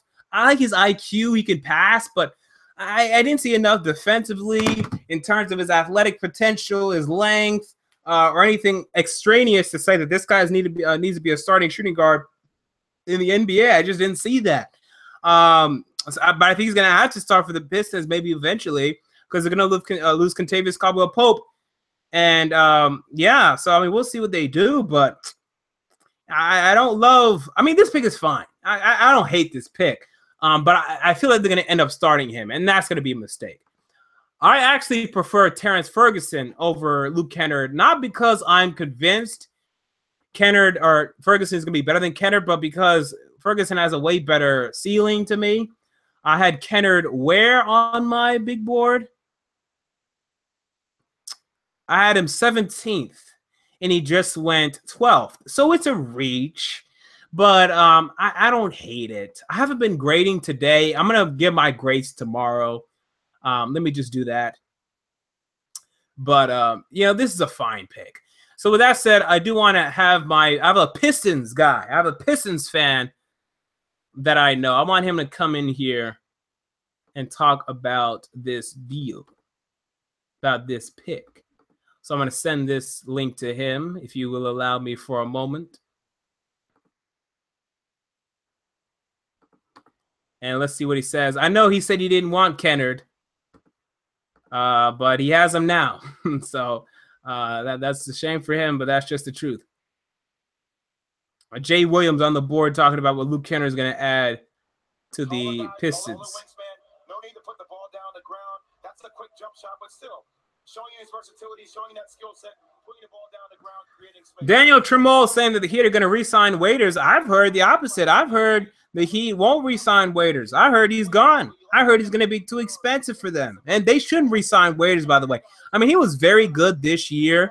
But the fact of the matter is, I don't see this guy being good again. Like, this was a breakout year for him, but I don't think it was, like, to stay. I don't think he's going to be consistent. I think this was just, like, a lucky year for him. He's had plenty of opportunities in OKC, in Cleveland to break out, and he only did it this year. I'm not buying Dion Waiters' breakout. I'm not buying it.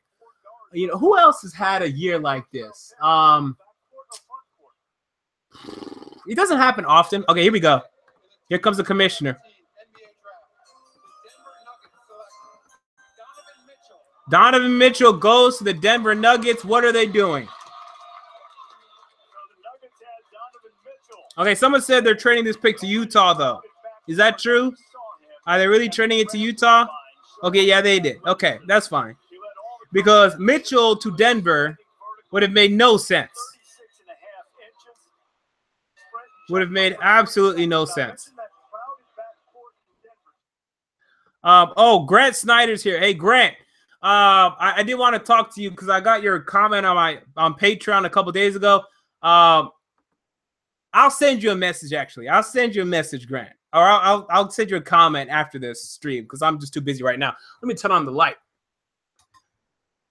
But essentially, I've been working like crazy. In fact, tonight, I go to work again. I work 10 to 6 a.m. I've been really busy. It's been ridiculous, man. And I knew this. You know, that's what I was talking about when I made the Patreon in the first place. I'm like, I'm going to have to work ridiculously too much this summer. And I knew that going in. But anyway.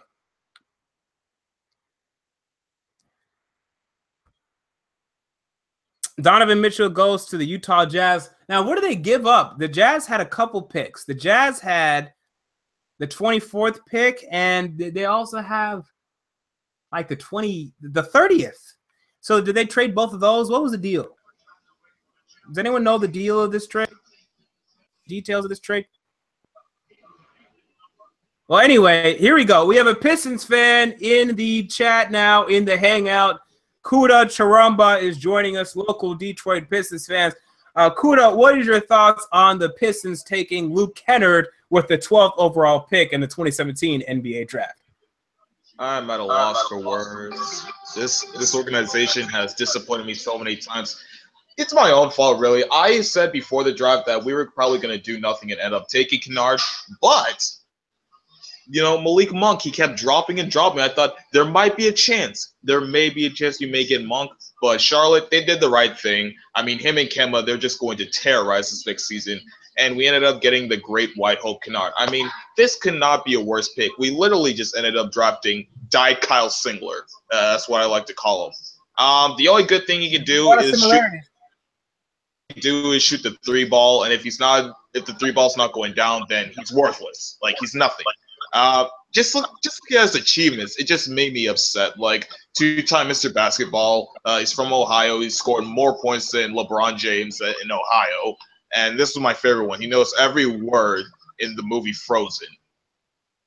Yeah, that's a red flag for me. I'm telling y'all, I think that's a damn red flag. Who the hell watches that movie? How many times you have to watch the movie to know every word, man? I think at least 20 times. That's a red flag.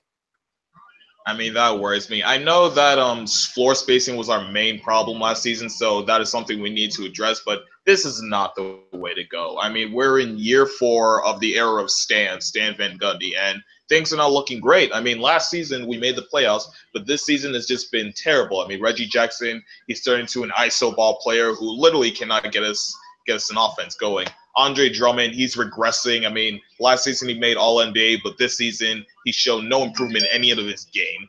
There's been trade rumors of him. He basically took 130 mil from us cleanly. Not looking good for the Pistons right now. I mean, next season we're moving into our new arena, but we're not going to make the playoffs next season. So I just don't know what to say about this team right now. And there was a reported trade. I mean, we don't know if these reports are true, but the Lakers are trying to get another first-round pick. And apparently they were looking at the Pistons, and they were going to offer the Pistons D'Angelo Russell for the 12th pick. And I'll tell you right now, if that's the truth, the Pistons messed up. Because there's no way. I'm literally willing to stand here, and I'm never willing to give guarantees, but I'll give a guarantee right now.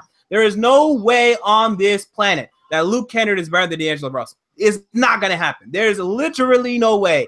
D'Angelo Russell's about to go average 20 points per game for the Brooklyn Nets. Luke Kennard will be lucky if he ever starts for the Pistons, honestly. He could only be a bench player. So if that's truly the truth, man, the Pistons missed out here. I won't hate on it too much like you are, though. I mean, I don't like the pick. I mean, I think he's going to be a backup player. It was way too high for him. It was way too high. But whenever you enter the range that we are now in the NBA draft, it's kind of like whatever anyway. I don't look at anyone on the board and say, oh, man, you really could have used this guy. You really could have taken this guy.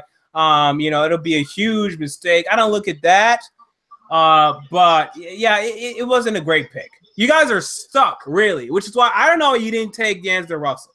Because in order to get unstuck, to me, you could have afforded a nice young player who could grow, and then your team could grow along with him. But if you stick with this roster of Reggie Jackson, Andre Drummond, Markieff Morris, Tobias Harris, you're stuck. You're not going to improve to me. Well, like I said, we've been trying to move Drummond and Jackson for a while now. Hopefully we'll move them before free agency because I believe these guys are holding us back from reaching our potential or maybe what Stan's been looking for in this organization. The Russell rumors, I haven't heard about them, but if I did, it probably wouldn't have made me even more upset if we didn't kick in with these allegations. It is what it is. I just expect Kennard to come in and fill the void that Singler left with us, and I have no expectations going in. I would have hoped that we would have gotten Donovan Mitchell if we were to choose somebody else, but the pick happened, and go Detroit basketball. Man, this was just terrible. All right, so that is it. That's Kuda's thoughts. If you want to follow Kuda on Twitter, follow him at Kuda Charamba. I'll put that in the chat real quick. Kuda, is there anything else you want to say? Stan, I'm giving you one more season. If I don't see any improvement of this plan you're working with, I'm gonna say fire Stan next season. I'm giving him one more season. All right, thank you, Kuda, for joining me. Who was on the clock? The Miami Heat are now on the clock. I had them taking Donovan Mitchell, but he's obviously not on the board, so this is going to be an incorrect mock pick for me, which is what I expected once we entered this range. But I get the Luke Kennard pick right. I knew the Pistons wanted a stupid shooter, and they got a stupid shooter. So they got what they wanted. But the Heat, I had them getting Mitchell. They're obviously not going to get Mitchell. I look at John Collins. Like, did I end up getting John Collins, actually? I may have. Like after this. 2017 NBA Draft. The Miami Heat select Bam Adebayo. Wow. Wow. Okay. This is the first surprising shock of the draft to me. This is the first surprising pick of the draft to me. As the Miami Heat take Bam Adebayo out of Kentucky. And this is a surprise to me. I thought it was smart for me to put my fingertip in a socket that didn't have a light bulb in it. That's where that red suit came from. Yes, indeed. You know what? Okay, to be honest, with this pick. I don't love this pick, first of all. But Bam Adebayo is one of those players that you don't want to be too critical of because he could end up really biting you in the butt and being great. This guy could be great in a couple years. Or very good, maybe not great. With that said, let me just talk about. First of all, one thing is Hassan Whiteside and Goran Dragic, but mainly Hassan Whiteside, right? That's the thing that you look at and you say, I like this. So now you take Bam Adebayo, who's a poor man's Hassan Whiteside, and these are the two guys you're going to build your team around? I don't understand that at all. You know, Bam is so raw.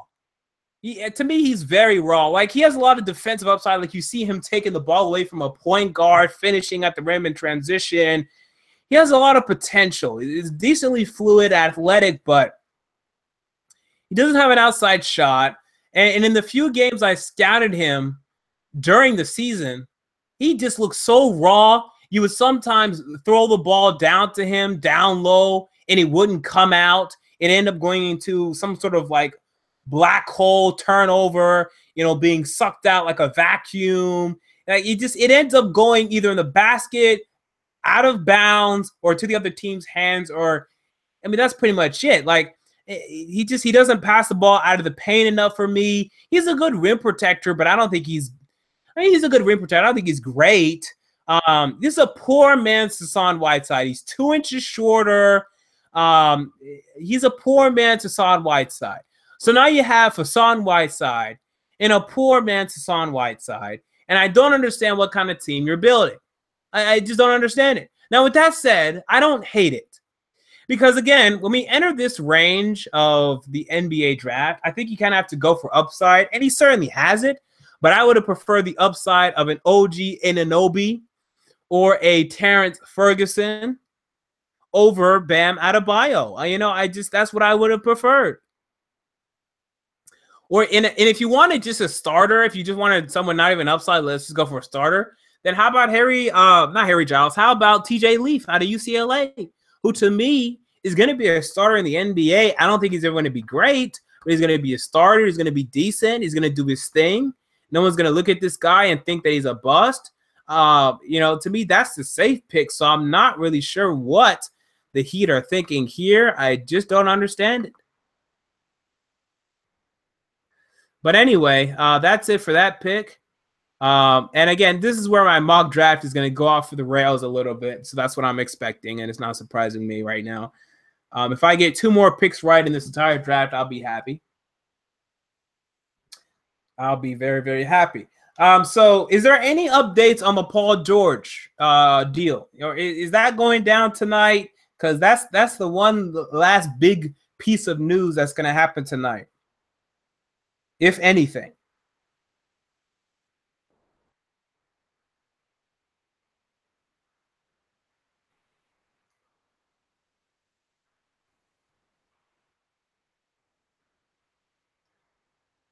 Someone just said no. I need more than one person saying no. Adrian Wojnarowski just said Boston, Indiana talks for Paul George is stalled. And that's pretty much it. Doesn't sound like any Paul George info is out there right now.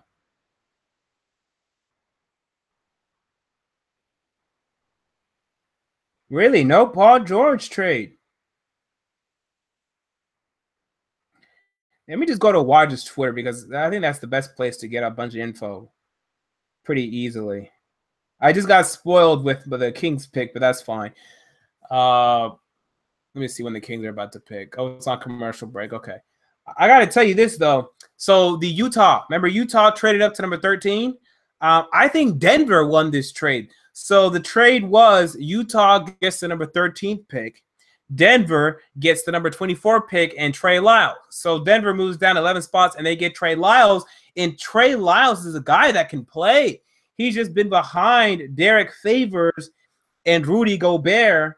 But I think Trey Lyles can play. I think he's a starting power forward in this league.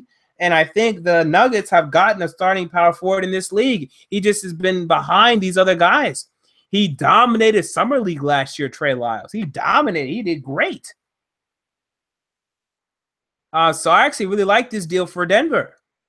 I mean, I'm sure they didn't love passing on OG Anunoby, but getting Trey Lyles in the mold, I like that because I know what's his name, Kenneth Faried. Man, they got to move on from Kenneth Faried. That guy can't play. I mean, he's not bad, but he needs to be a better rebounder. And Trey Lyles isn't a great rebounder, but I'm interested in Trey Lyles. I think this guy can end up starting for them in the very near future. If he can go into a camp and win the battle in camp, I think he could start. All right, let's switch over to the stream to see who the Kings are about to take, even though I've already been spoiled and I don't love the pick. I'll tell you that right now. Oh, no, I don't want to share that. That is window hell. Justin Jackson from the University of North Carolina. In case you didn't hear that, the Blazers for the Sacramento Kings take Justin Jackson, the shooting guard / small forward out of UNC. 5 rebounds. He won the ACC Player of the Year for Roy Williams and the national champions. Wore number 44 in Carolina in honor of George Gervin. Body type very similar to the Iceman as well. He's got some crafty moves around the basket. If you look at Justin Jackson, once the Kings get him, what kind of NBA player will he be? Well, they're getting a long arm shooter. But you know what? See, for the Kings, though, you got to bet on some upside right now. You're going to end up having 3 first-round picks, okay? Like, because they took number 5. They traded that for number 10 for 15 and 20, which, by the way, you know, if you do that right, if you pick the right guys, you'll end up not really missing DeMarcus Cousins, but you got to pick the right guys. So why don't you bet on some upside here? Why don't you take Harry Giles here? If you want, you know, someone just to come in and start and do well, why not TJ Leaf? You know, Justin Jackson, I have major concerns about this guy. He's not that athletic. You know, he was a shooter, yes, but he wasn't very consistent. And there's reasons to believe that his shooting won't translate to the NBA. He's not very fast, not very athletic, lengthy, you know, somewhat, but I don't know. Someone tell me why Justin Jackson will be better than Denzel Valentine. You know, why? Denzel Valentine had a more NBA-ready body. He was just as good and prolific as a college shooter, was more voluminous, but they didn't do anything. I mean, he didn't do anything. I mean, it was his rookie year, but that's my concern when it comes to Justin Jackson. Why is he going to be better than Denzel Valentine? Because I don't see it. This is what I love, by the way, about, you know, scouting multiple drafts like I have now at this point. It's making me a lot better at looking at these prospects because I can compare, and you always get this kind of guy. This is what I'm noticing. Every year you get this guy that was productive in college, but they lack athleticism. They lack NBA traits, and they go from being really productive in college to doing nothing in the NBA. And I fear that will be the case for Justin Jackson. That's what I see from this guy. We'll see how he does.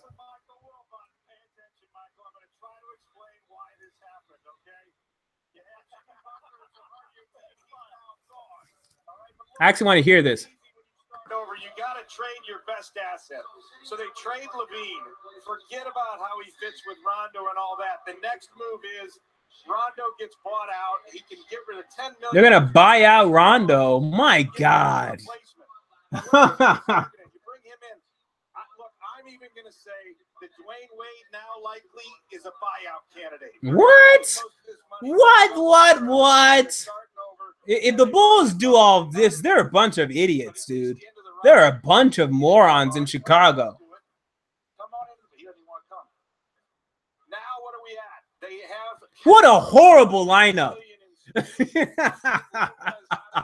I mean, why is this guy? What's this guy's name?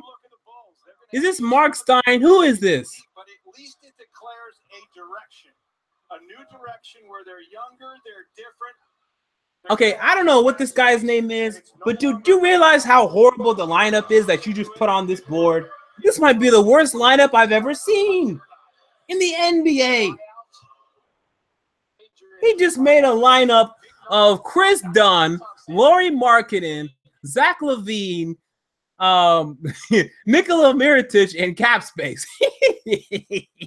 And he wants me to look at this and say, ooh, what a deal. Oh, the Bulls are doing good. I mean, you're gonna tank and you're gonna be good at it if that's what you're trying to do. But I disagree with that. And this next pick is about to come in, so I should go ahead and keep streaming. But wow, that's a horrible roster. Horrible, terrible roster. And I think he's wrong, by the way. I don't think the Bulls are gonna buy out all those contracts. Jerry Krause does not have that much money, or he has it, but he ain't gonna spend it. Okay, that's ridiculous. They ain't paying out Wade and Rondo. They're not doing that. Forget about that. That's a bunch of nonsense. Nobody knew for sure if it was posturing or whatever. You know how much money that is? You tell me this guy's gonna spend $30 million, $35 million buying out Wade and Rondo for what? To tank? Come on, man. What a bunch of junk. To have Lauri Markkanen starting. Lauri Markkanen better not start one game this season. I just want to be part of something that can go out and try to deal with LeBron James and Cleveland. They did their best. Tom's right about that. That old guard couldn't get it done. Injuries set them back and ultimately sort of destroyed that team starting with Derrick Rose. But Jimmy Butler loves the place and it loves him. And, you know, for people who have been around Chicago, when you have that kind of relationship, even if your team is not going all that well, you don't really want to leave. Jimmy Butler did not want to leave to even go to Cleveland, where he clearly would have been part of something next year where they could have won a championship. So I can see why he would be a little unsettled by this deal. I think in time, though, he's going to join a team, at least I think we all sit here think, that the Timberwolves become a team that can really make some movement up the standings right away next year. I'll give you a time. The next 5 minutes. This is the best thing that could have happened for Jimmy Butler at this point of his career. All right, the pick is in right now. Adam Silver's going to step to the microphone. He will announce it as the Bulls pick. This is part of the proposed Jimmy Butler trade. So the Bulls making the pick, one that would go to Minnesota. With the 16th pick in the 2017 NBA Draft, the Chicago Bulls select Justin Patton from Creighton University. Oh, man. Wait, this isn't the Bulls pick, though. This is the Timberwolves, right? Why are the Timberwolves selecting Justin Patton? Along with Jimmy Butler, so Patton shot 68% from the floor last year. He was Biggie's freshman. I don't know why the Timberwolves want Justin Patton. That doesn't make any sense to me. What exactly are the Timberwolves getting here, Justin Patton? Nothing. Getting a young player They're not getting anything. They're not getting a thing. He was a sophomore in high school, and now he's a 7-footer with long arms, 7'3" wingspan, a little bit raw, but he's a 75% finisher around the basket. Another guy with very good footwork, excellent form on his shot. and a really good finisher on pick and roll. 86% as the roll man in pick and roll.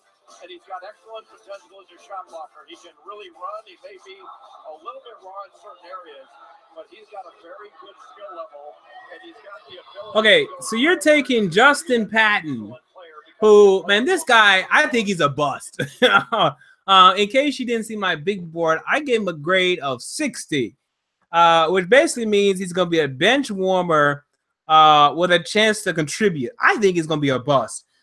This is a guy that, yeah, he shot well at Creighton, but he doesn't have an outside shot. He's not that physical down low. He doesn't pass the ball out to his teammates when he gets the ball down in the low post. He doesn't rebound well as a center. Okay, he gets pushed around. I think he's a bust. I think Justin Patton is a bust. And I rarely call anyone a bust, but I think this guy's a bust. He was last on my big board.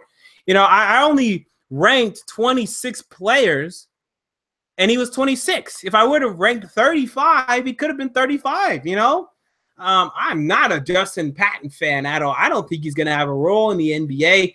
I'd rather take an Ike Anigbogu, who at least I know this guy is going to run around and do a bunch of dumb stuff, be a dumb, good, energy big, blocking shots, you know, doing stupid things, covering guys on the perimeter.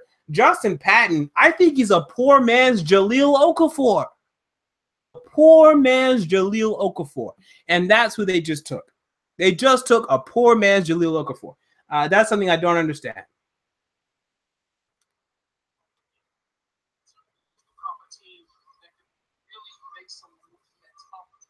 I don't get it. I'm looking at Twitter right now, by the way.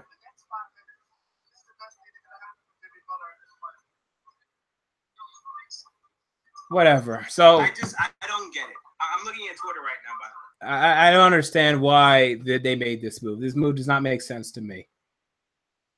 I mean, I don't blame them much for taking a center, actually. Now that I think about it, because again, as I was talking about earlier, they just paid Gorgie Dang a lot of money. So I think they view him as their starting power forward moving forward, and I'm fine with that. So they're at the point now where I think they should have.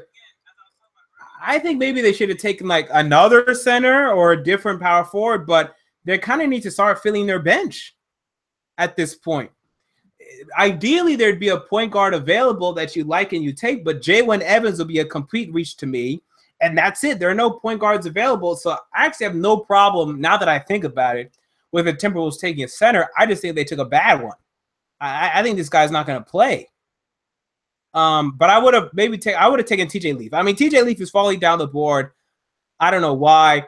Also, I would have looked at an OG Anunoby to come off the bench and play defense for Butler and Andrew Wiggins. I would have looked at Anunoby. I would have looked at Harry Giles. I would have looked at TJ Leaf. I would have taken Derek White over this guy, John Collins over this guy, Ivan Rabb over this guy, Jared Allen if you wanted a center. But whatever. This is what they've done. Darren Fox doing something. I don't know what he's doing. They're talking to John Calipari right now, talking about his horrible Kentucky players. No, they're not horrible. Obviously, they're good. But yeah, I'm not a fan of Justin Patton. He's a poor man's Jahlil Okafor. I don't think he's going to play.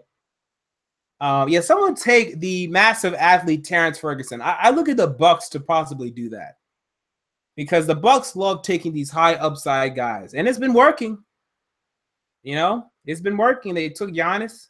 Jabari Parker wasn't a huge upside guy, but they took him. That was obvious, though. They're picking number 2. They had to take him.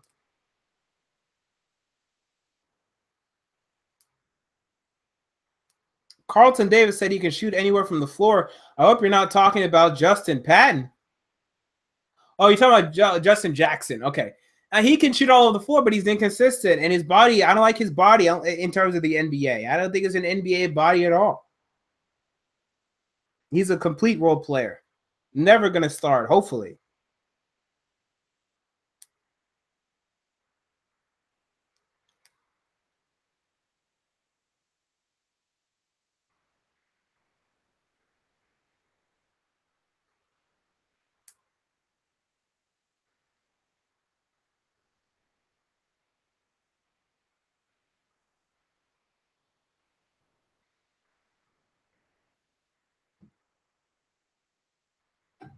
Someone said calling him a poor man, Jahlil Okafor, is an insult to Jahlil Okafor. Good, because Okafor is not good. And I think he's going to be out of the league. I honestly think Jahlil Okafor is going to be out of the league in 4 years. I don't think he's going to be in the league. He hasn't put in the work, and no one wants him. I think he's going to be out of the league. He's going to be gone from the Sixers by the end of next year. He's going to bounce around, probably end up in like Orlando, and then he's going to be out of the league. Sign like a deal with the LA Clippers, and he's going to be out of the league. I think that's his fate. I think Jahlil Okafor is going to be out of the league, and it's sad. I thought it was going to be an all-star, and now I think he's going to be out of the league. What are you saying, kids' football picks? Won't this pick go to the T-Wolves? Yeah, it will. That's what I'm talking about. I know it goes to the T-Wolves. I don't care. It's still Justin Patton. I don't care if it was the Bulls taking him. I don't care if it was the Timberwolves taking him.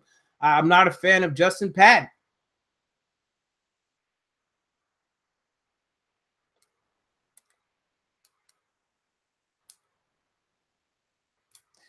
Why isn't Rab on Billis's top 10? I guess he doesn't like Rab. I don't love Rab, but he'd definitely be in my top 10 best available, which I can go through in a moment. Let me switch to the stream because the commissioner will come out once John Calipari shuts up. So I want to get that in. Can I recruit a little bit?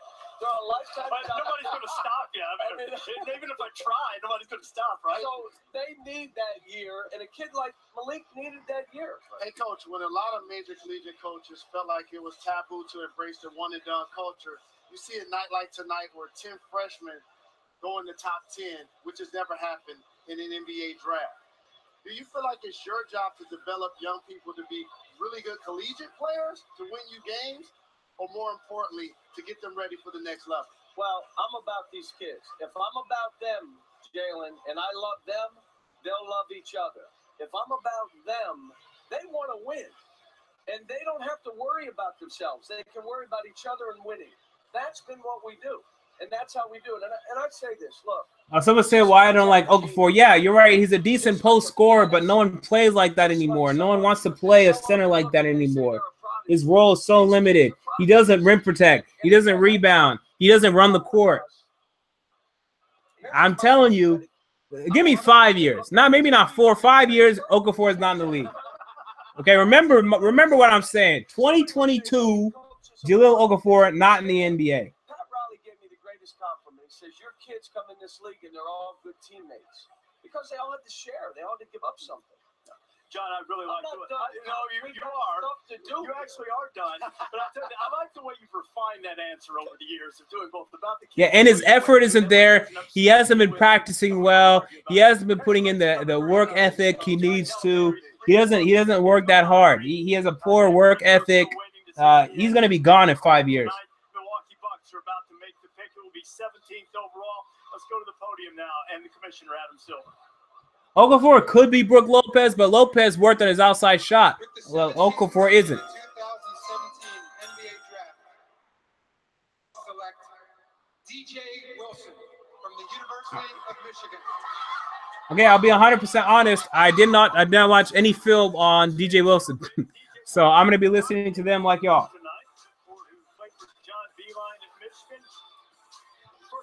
He's a sixth Wolverine first rounder in the last 5 seasons. Milwaukee is getting some ridiculous length to add to their ridiculous length. DJ Wilson is 6'10", but he's got a wingspan of 7'3". Okay, is he a good rim protector? Apparently he is. I didn't watch Michigan either. There are no other prospects from Michigan, so I didn't watch Michigan. I watched them once during the tournament, but I didn't notice him doing anything interesting.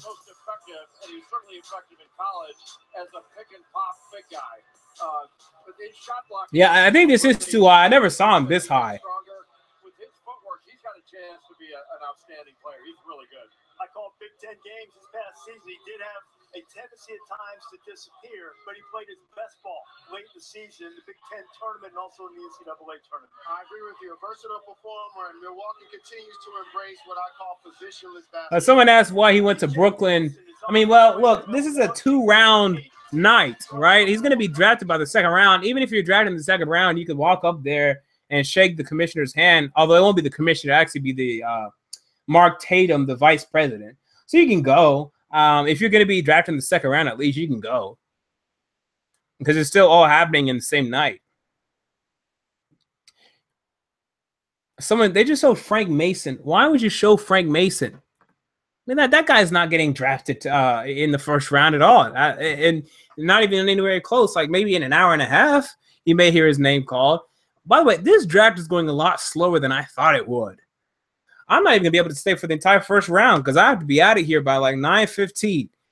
So 45 minutes from now.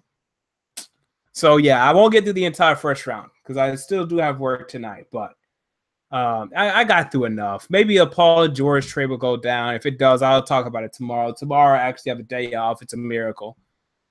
I actually have a day off tomorrow, so I'll give grades tomorrow.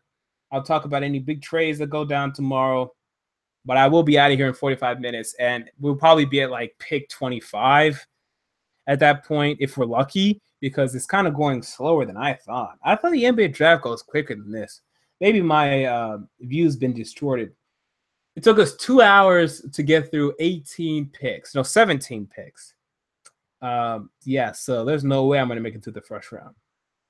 Unless the teams decide to go faster just for me. Probably won't.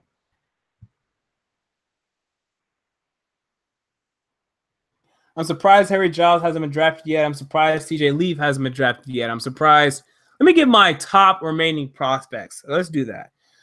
Okay, so I currently have TJ Leaf, who was my number 10 player on my big board. Gave him a grade of 72. I have Harry Giles, who was number 13 on my big board. Had him at overall 13 and prospect grade of 70. OG Anunoby had him at 14, overall prospect grade of 69. Derek White had him at my 15th prospect out of Colorado, grade of 67. John Collins out of Wake Forest, he was number 16 and a prospect grade of 67. Ivan Rabb, number 18 overall prospect grade of 65. Terrence Ferguson, prospect grade of 65, 19th overall prospect. Jarrett Allen, Texas, overall grade of 64, 21st overall ranked prospect. So this is my best available. TJ Leaf, Harry Giles, OG Anunoby, Derek White, John Collins, Ivan Rabb, Terrence Ferguson, Jarrett Allen, Ike Anigbogu, Jawan Evans. And that's all the players I watched. We're going to get into some Isaiah Hartensteins, who I know a little bit about, Anjeks Pasternak out of Latvia, who I know a little bit about. But here comes the commissioner to announce the Pacers pick. I think I know who it is. We'll see. With the 18th pick in the 2017 NBA draft, the Indiana Pacers select TJ Leaf from UCLA. Second Bruin to go tonight, TJ Leaf, who played so well with Lonzo. He has an ugly girlfriend. If that's his redheaded girlfriend, hopefully that's his sister. Comes from a basketball family, as so many of these guys do. His dad. She looked like a crackhead. In Israel for 18 years. Yeah, I think that's his girlfriend, man. You gotta dump her, man. You're making some NBA money now. You gotta dump that girl. Had a great assist to turnover ratio. Can do a lot of things. Overshadowed to some degree by ball, but he's a terrific player in his own right. And he's a versatile player that puts numbers up in a variety of ways. He can really stretch the floor because he can shoot it from deep. He's an excellent corner three-point shooter. He can play pick and pop basketball because he's got really good range, and he's terrific in transition. He's not only a good finisher in transition, over 60%, but he knocks down trail threes. Really effective shooter and rebounder, and he's got a really high release. Really, I think an excellent shooter, able to get looks on his own. I was really impressed. Yeah, I like this pick. I like this pick for the Pacers, man. He's actually a good fit next to Miles Turner, too. I think he's going to continue to develop his outside shot. He was number 10 on my big board. Was he number 10 or number 9? Number 10, right? He was number 10 on my big board. I think he's a starter. And I can't say the same for a lot of the prospects that have been going. I can't say the same for DJ Wilson. I can't say the same for Justin Jackson. I can't even say the same for Luke Kennard. I can't say the same for TJ Leaf. I think he's going to end up starting.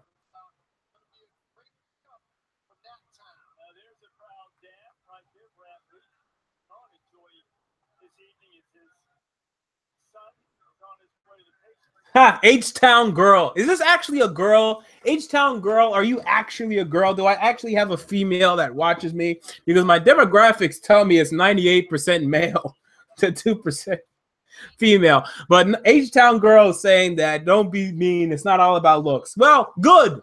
I'm happy that some girls still have that belief. But look, he needs to move on. Although, look at him. He's not that good looking either. Now that you look at this guy. Wow. Yeah, maybe she has a great personality. They're both ugly, man. Maybe they met each other in middle school or something, man. They met under the bleachers reading Harry Potter and the Chamber of Secrets, and they fell in love, Okay, so I actually have a girl because I need to get my female viewership up. H-Town girl, how can I get my female viewership up? Do I have to make videos with my shirt off or something? Is this how I can do it? Anyway, someone asked. Wow, man, Epic 2X is roasting this chick. Her chin sticks past her boobs. She looks like a crescent. Wow. Adam the Ace asks, who does TJ Leaf compare to? Yeah, it might actually be his sister because they're both ugly and they have some ugly similarities. So I see that. Someone asked, who did he compare to TJ Leaf?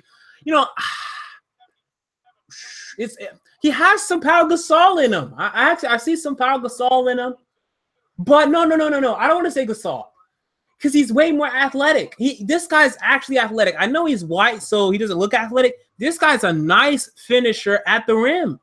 And Pau Gasol was in his prime. So, yeah, I'll say Pau Gasol in his prime.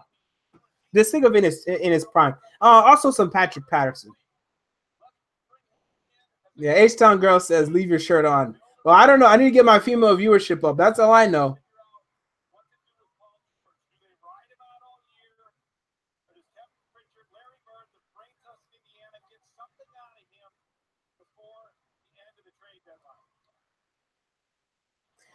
I'm not sure if y'all listen to the Breakfast Club, but basically it's a black radio show.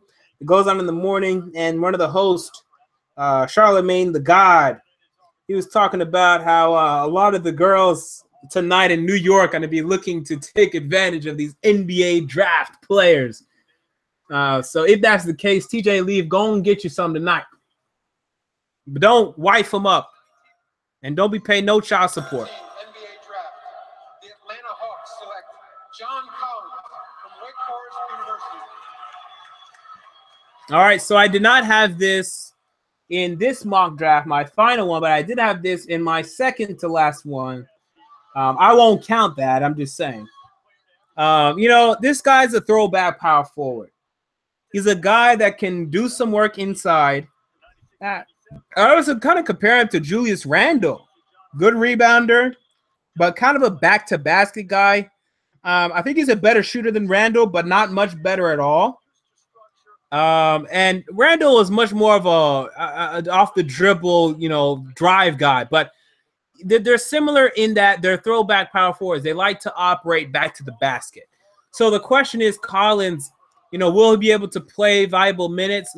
I think so because he was a great rebounder. He averaged 14 rebounds per 40. He's an aggressive scorer. I want to say 24 points per 40. He averaged very good. So great points, great rebounds, shot well. I want to say it was even over 60% he shot from the field. But, he's not a great fit for today's NBA, but he's a good rebounder. He can go to work in the low post. I like this guy.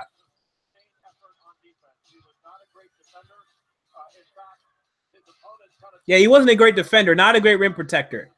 So I don't love that.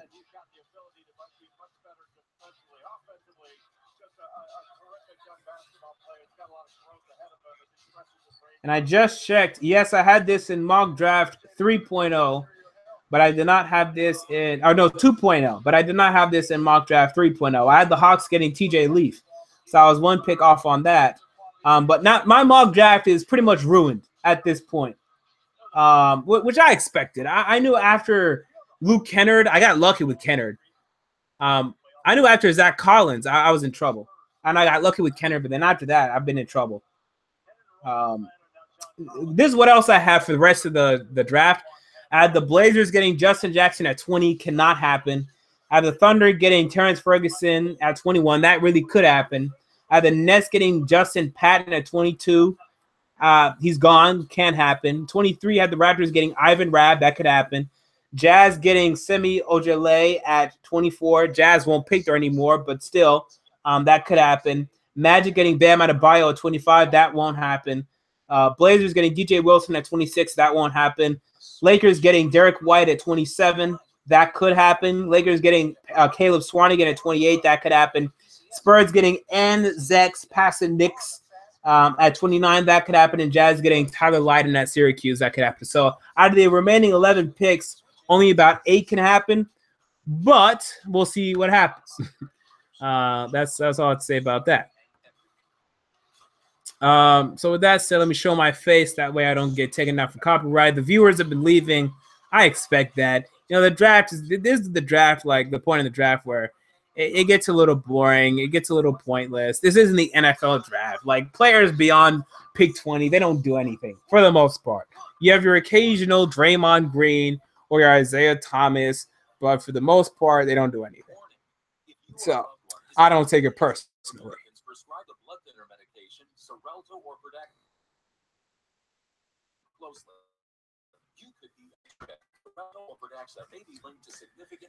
Oh shit.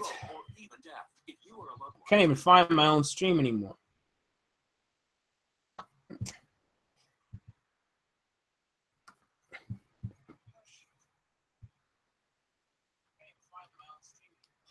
Someone asked, someone said, congratulations on 11,382 subscribers. Let me tell you something, okay? This isn't an attack. But don't ever congratulate me.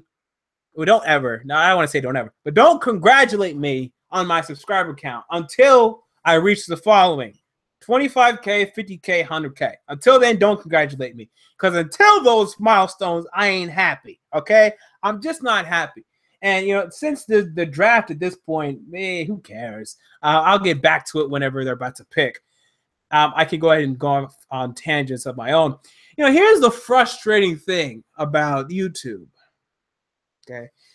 I have 11,000 subscribers. I had 10,000. I reached that milestone April 15th. So the past 2 months, I've gained 1,300 subscribers. That's not good enough. I've gained an average of about 30 per day this month. That's not good enough. If I stay at the pace, let's say I stay at this pace. This is an easier pace to calculate. If I get 33 subscribers per day, every day, for the entire year, I will have only gained, here comes the commissioner. Let's see what he's saying. I already missed it. Blazers take Harry Giles, but it's not the Blazers, it's the Kings. Okay, good. I like this pick by the Sacramento Kings. And then I'll get back to my own tangent. But Harry Giles, look, this is a guy that was the #1 recruit out of high school, ranked by the ESPN NCAA men's basketball guys over on their website. He was ranked #1. Some compared him to Amari Stoudemire coming out.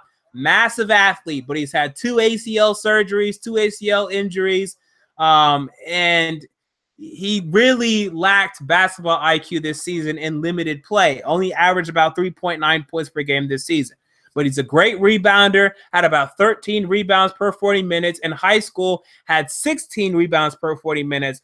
I love his rebounding ability. Needs to develop his outside shot a little bit more. But, yeah, I think this guy's good. Or at least he's going to be good. He has a lot to work on. But I think this guy could end up starting. In fact, I'll tell you right now, I think he's going to end up starting. I think he's going to end up starting for the Sacramento Kings. We'll see how good he is. But again, look at that, rated #1 recruit coming out of high school. He has a lot of potential, man, and I'll buy into that. Scott Labissiere last year was the #2 recruit coming out of high school, was picked, I want to say 28th by the Sacramento Kings, and ended up doing decent for them. So being a high recruit out of high school does matter. You know, it still shows that you have a lot of potential within you. It just has to really be salvaged and excavated. And I think that's what will happen, Giles. So I like that pick. We'll see what the OKC Thunder do here. I had them taking Terrence Ferguson. Okay, so this pick could actually happen in my favor for once. Let's see what people are saying. But as I was saying about my own tangent, if I gain 33 subscribers per day throughout the entire year, I will have only gained roughly 12,000. Not enough. Because if I gain 12,000 every year, it will take me, it'll take me 6 years, 6.5 to 7 years before I reach 100,000 subscribers. I ain't got 6 to 7 years. Okay. Well, actually, I do. I'm not leaving YouTube. One of the things I've been contemplating internally, would I ever leave YouTube? And the answer is no.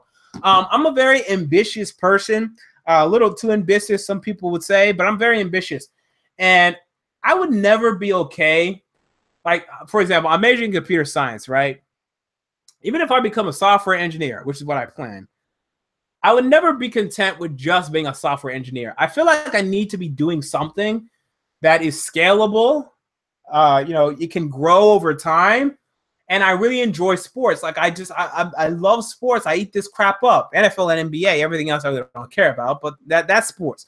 So NFL and NBA, I love it. I always eat it up and I love to talk about it. No, hopefully at this point, I'm pretty talented when it comes to talking about it. Look, a lot of people feel I don't know what I'm talking about, and that's fine. What you must acknowledge is the fact that other people think that I know what I'm talking about. I have a proof of concept at this point. When you have 11,000 subscribers buying into your junk, and why is my stream lagging? I don't know why my stream is lagging right now. I'm sorry for the lag. It'll fix itself soon. But when you have 11,000 subscribers, you have a proof of concept. You have now proven, damn, it's so laggy, dude. Hi.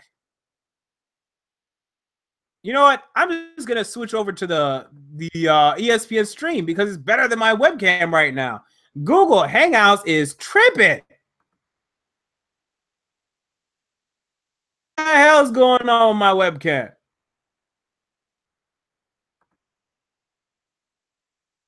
Oh my goodness gracious. Okay, anyway, I have a proof of concept. I've proven that I can get 11,000 people to subscribe to my BS. If you think it's BS, that's fine. I've got 11,000 people to subscribe to my BS. So whether I know what I'm talking about or not, I have proven that I can get people to believe that I know what I'm talking about. And I've proven that, hey, you have to have some sort of talent to get to my level. I mean, you have to have some level of talent. You just can't deny that. Like, there are people that I personally don't enjoy that much on YouTube, but I can acknowledge the fact that, man, they have talent. You just have to admire that. You have to acknowledge that. Maybe not admire, but you have to acknowledge. For instance, I'm not the biggest fan of EDP. I think he's very flawed as a human being, has a lot of issues. But I cannot deny the fact that he entertains people, that he is very good at what he does. But I think he's a clown. I think he's literally a clown in that he makes videos to elicit laughs and ridicule towards him, like a clown, like a literal clown. Like, if you go to his comment section, there are just people from top to bottom making fun of him. That's a clown. You know, that's literally a clown. That's like Bozo the Clown. But anyway, you have to acknowledge the fact that he knows what he's doing. But yeah, don't congratulate me on my subscriber counts until I reach 25, 50, and 100. And then I'm honestly thinking, now that I'm seeing, like, Mike Korzemba, this guy's going to break 1 million subscribers. I never thought that was going to be possible for one person making sports videos, but this guy's about to do it. Okay, so he is now shattering the mold, and he's setting the precedence. Okay, respect him for that. And as a result, I think I can get 1 million too. I think I can get $1 million too. So that's my ultimate goal. And I'm not going anywhere. I'm going to be doing this for 10 years. And let me tell you this. Here comes a commissioner. Let's see what he says, and I'll get back to my rant. With the 21st pick in the 2017 NBA draft, the Oklahoma City Thunder select Terrence Ferguson. Yes, I had this. Something that I had. 36ers in Australia. Terrence Ferguson, guard who played a year overseas. Good. Priscilla joins us now. What about Terrence Ferguson, who's a highly touted high school guy, friend? Yes, he was. He went the unique way, Reese, back at the Nike Hoop Summit a year ago. 7 of 11 behind the arc, 5 straight threes. He's 6 foot. Yeah, you know, this guy's interesting. Okay, his stats were awful this year. Let me see if my webcam is actually good now, by the way. Okay, good. No more lag. Yeah, okay. I don't want to keep showing the stream because I'm going to get canceled. My whole show canceled, gone forever. I like Ferguson. He's a guy that very athletic, very vertical, very explosive at the rim. Won't finish through contact. And his stats this year were terrible over in Australia. But I think Australian basketball and international basketball in general is tougher than college because all of these guys are men. They're strong. They're physical. And you know what happens to a lot of these college basketball players, a lot of y'all don't notice, the ones that don't go to the NBA, they end up playing overseas. They end up playing for Australia or Europe or whatever. So I think Ferguson's going to end up being pretty good. This guy's super athletic. So you could have a huge athletic backcourt with Ferguson and Westbrook down the road, but it's going to take a couple years. It's going to take a couple years for this guy, at least 1 year, because he's pretty raw. But at least he kind of has to step up, honestly, I think, on the college players, because I do think Australian play is tougher than college play. I think so. And plus, he was shooting the NBA 3, and he shot over 30% shooting the NBA 3. So he's already proven that he can shoot the NBA 3.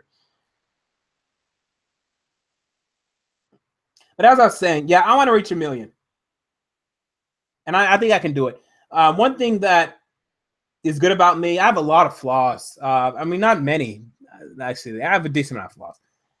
But I know this. I'm very ambitious, and I'm not going anywhere. I'm 20 years old.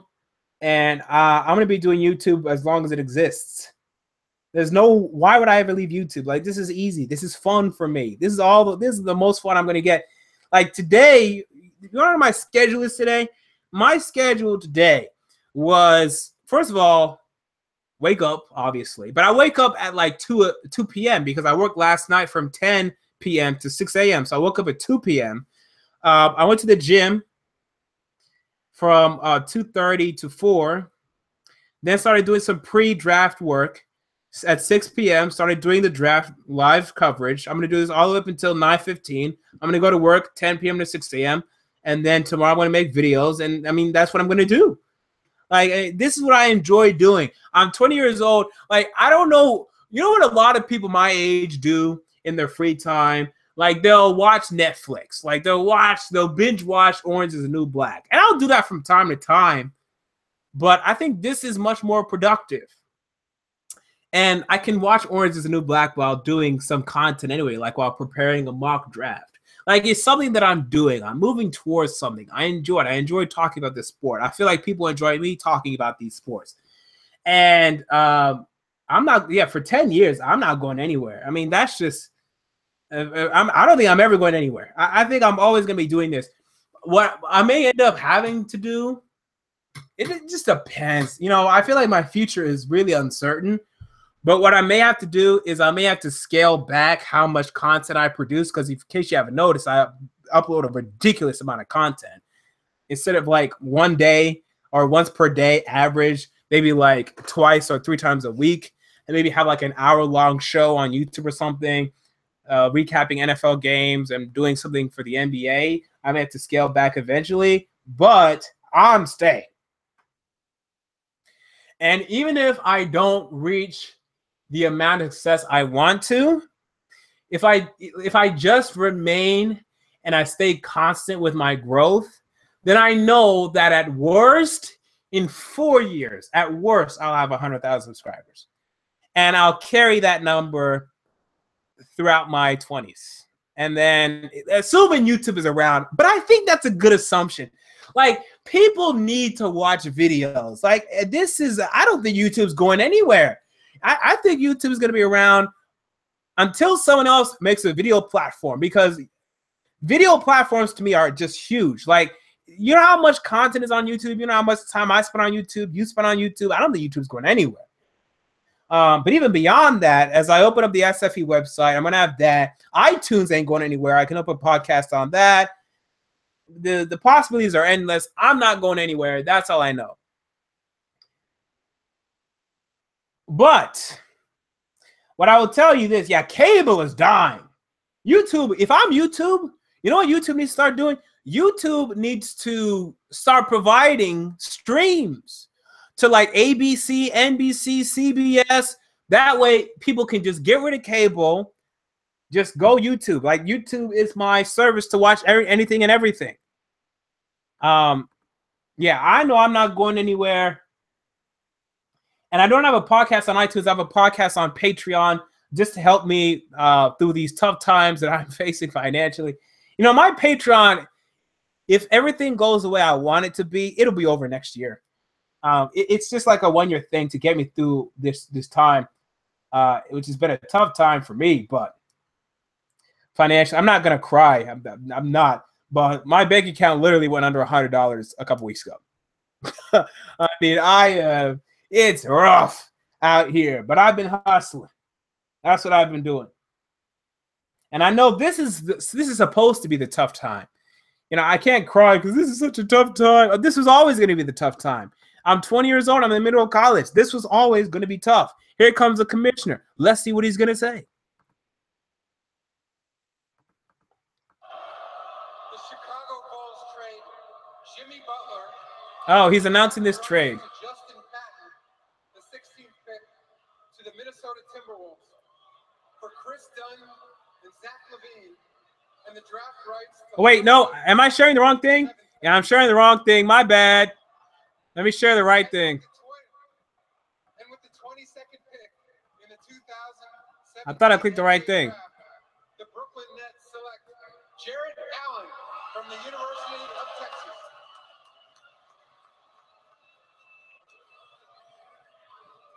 Yeah, the Nets taking center Justin Patton, but he was taken, so now they take Jared Allen. Yeah, this guy is interesting. And we'll see if he ever ends up doing anything. He could be just a flat-out bust. But he has some nice length, some nice athleticism. Well, maybe not nice athleticism, but some decent athleticism. But he needs to develop some more skill, or he's not going to play. A bit of a clown, low basketball IQ. So he needs to improve in that aspect.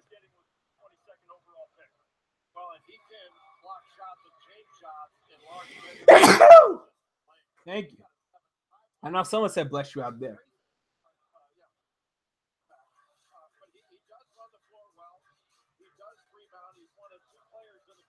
I don't think this guy's a steal. I mean, he's a decent value, but he may never play.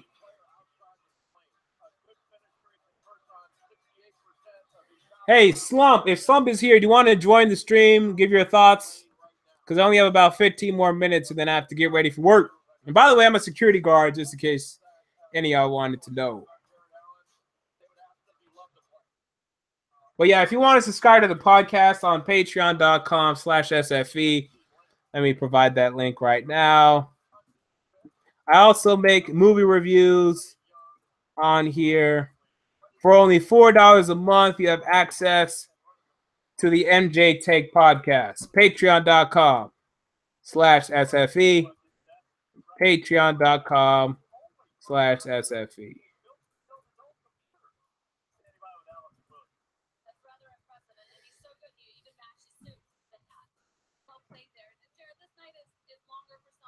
Okay, that's fine, Slump. Yeah, me and EDP have the same job. Maybe it's something. Maybe there's a correlation between sports YouTubers and security. Am I a big dude? I look skinny. I'm skinny. Depends how you define skinny. Like, would you call Andre Iguodala skinny? Okay, like I have muscle on me. You can go to my Instagram, Bossman Jumbi. I'll provide the link to that. I'm cut. That's what I am. I'm cut. I look bigger than a lot of these NBA players. Not all of them, but most of them, like 90%. The only ones that look bigger than me, they'd be Rajon Rondo, Dwight. Obviously, Dwight's huge. Andre, I think Andre looks bigger than me, but I think it's close. Yeah, if you want to follow my personal Instagram, because I like getting more followers on there, why not? There's my personal Instagram.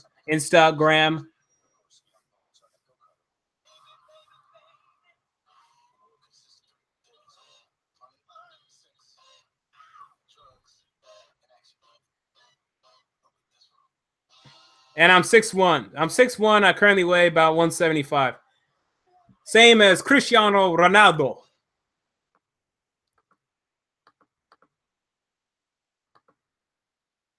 Anyway, enough about my junk. You know what? Here's the thing. I do want to tease you guys a little bit. I'm currently in talks for a potentially big partnership, but I don't want to get too many details yet. By the way, I just got an email about this. Let me see what this email says. Because these boys have been tripping with me. It's been pissing me off, man.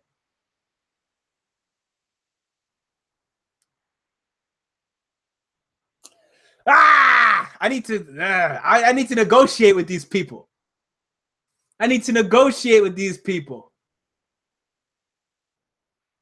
I'm going to ask. Okay, so basically, I'm in talks for a partnership. Okay? And this partnership could be huge for my channel. But I'm negotiating revenue share. They're trying to get me for 70%, which it's tough. It's tough. Slump is there. Slump. I don't want to give names because I don't think I'm even allowed to do that. But for this network, because someone knows what I'm talking about, how extensive is their library? Like, is it like, can I go get the highlights? Well, let's say tonight we had the Warriors. Can I get the highlights of that tomorrow? I don't want to just have like random old highlights. Yeah, I need highlights. I need recent highlights. I need them now. I need them now. I need them now. I need them now.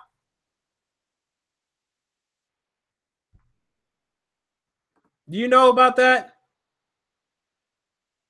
They're trying to ask me for 70%. Well, I'm going to ask for 80.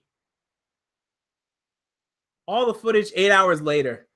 That's not bad. But yeah, it's not ideal either. If I'm going to make game recaps, man, I need it now. I need it now if I'm going to do game recaps. But I mean, I will do game recaps, but I guess I just want to put highlights in them. And then I mean, it helps. It helps. I'm going to ask for 80.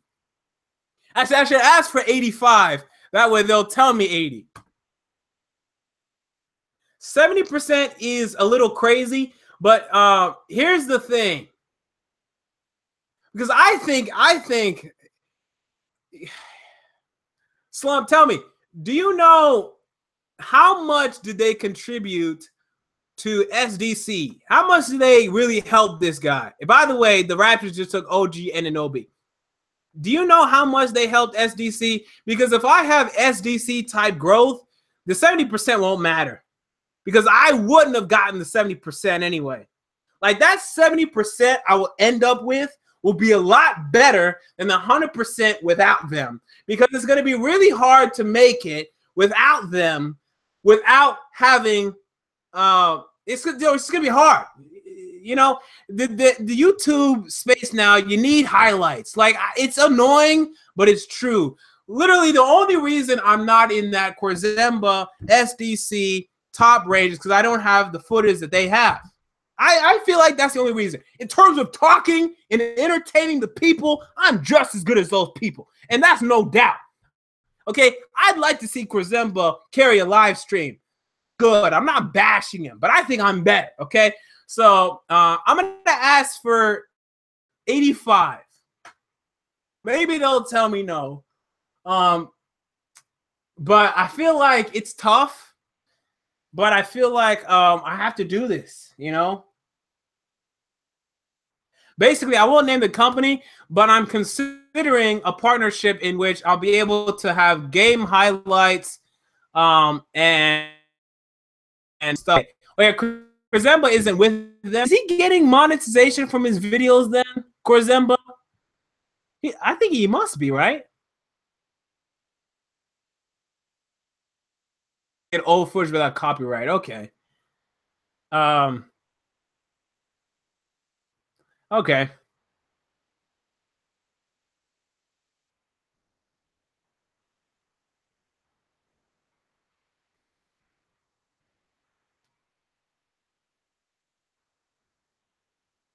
It's a tough decision. I think I'm gonna ask for 80. I'm gonna ask for 80. And I'd take 80. I would. 80 definitely I would take, actually. I would definitely take 80. Talk in indefinite numbers. I'm not gonna say these are my numbers. I said I don't really care. Who cares? Y'all can know how much I make anyway. It doesn't really matter. Okay, so essentially, it really depends on the month for me. But any given month, let's say average. Let's say average month, YouTube revenue only, I'll make, I can make like $250, okay? $250. And that's because I got like 175,000 views that month, maybe 150,000, okay? So 250. So with this partnership, in order to make it profitable versus without the partnership, I would need to raise my viewership from 150,000 to at least 225,000, which I feel with the partnership I could do. If I were to escalate and I get, let's say, 300,000 views per month, could I escalate it to about 450 to 500,000? It's tough. It's not an easy decision. 70% is right on that line. I think 80% is what I want. I'll ask for. I'm going to ask for 80%, but it's right on that line.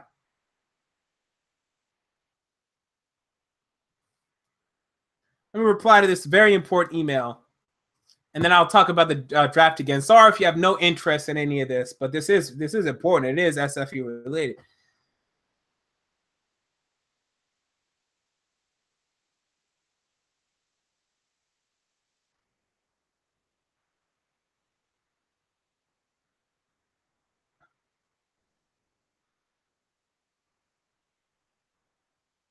And it also depends on the length of the deal.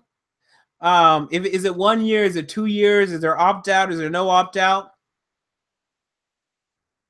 That also matters because 2 years is actually significant for me because I don't know where I'm going to be in 2 years. I could be 100,000. I could be 1 million. In 2 years, I could be 1 million. I could be.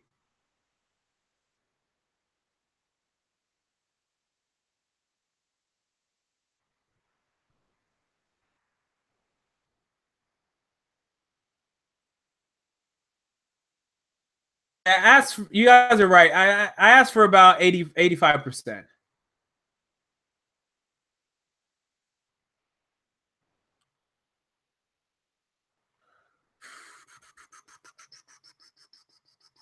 And someone asked if I watched Chris Move. Yeah, I watched Chris Move.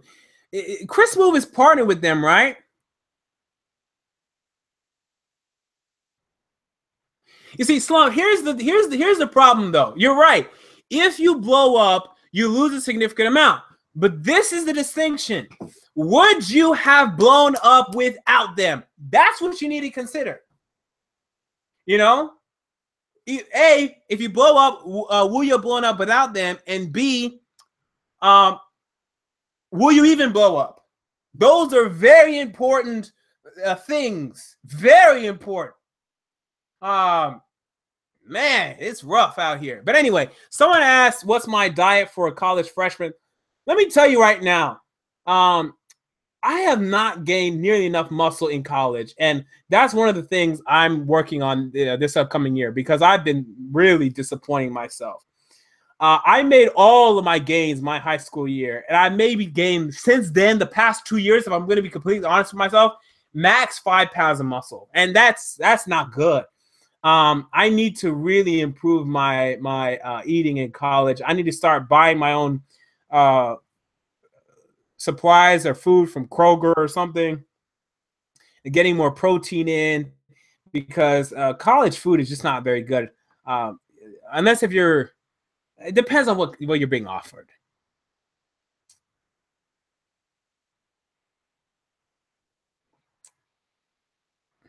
But anyway, so I'll keep you guys updated on this partnership. Again, I think it'd be huge. Yeah, everyone knows Chris Smoove.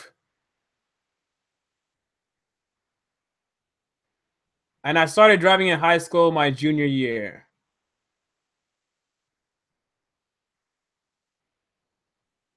Well, Kurzemba doesn't tell facts exactly. He made a video why the Cavs would win the NBA championship. He was wrong. He just made a video why D'Angelo Russell is going to be an all-star. He makes opinionated videos. Oh, T-Max is one of the most underrated of all time. He doesn't just say facts. I don't know about that. But I feel like what Kurzemba has, and I was talking with a business guy, like me and this business guy have been talking. You know what Kurzemba has? He has shareability. So people like casual NBA fans, they'll find his video explaining why LeBron's like the greatest of all time or something, and they'll share that on Facebook. They'll share that to their friends. They'll share it. They'll text it. They'll Facebook it. They'll tweet it. He has shareability. Like me and my game recaps and even my mock drafts, they're not that shareable. You're probably gonna search for it. You'll probably find it, but you're not gonna share it. I need to have more shareable videos, but with more of a backlog of highlights available to me, I feel like I'd be able to do that anyway. Not. I don't want to copy Mike. I feel like it could be a nice combination of Mike's type of content and my type of content. Like they share their videos, but then they stick around because they're like, oh man, this guy, he knows what he's talking about. He's entertaining. He's exciting. You know, he's a talent, whatever. So, yeah. I wonder what Zach Lee. Maybe I should message this. Now, he's not going to tell me.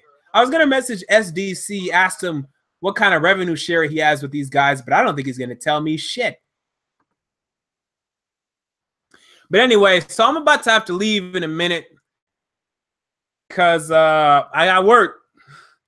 I do know Flight Reacts. I'm not a big fan of his. I know him. If I ever have to go to like a VidCon and meet these people, I don't think I'm going to like these people very much. But we'll cross that bridge when we get there. Okay, so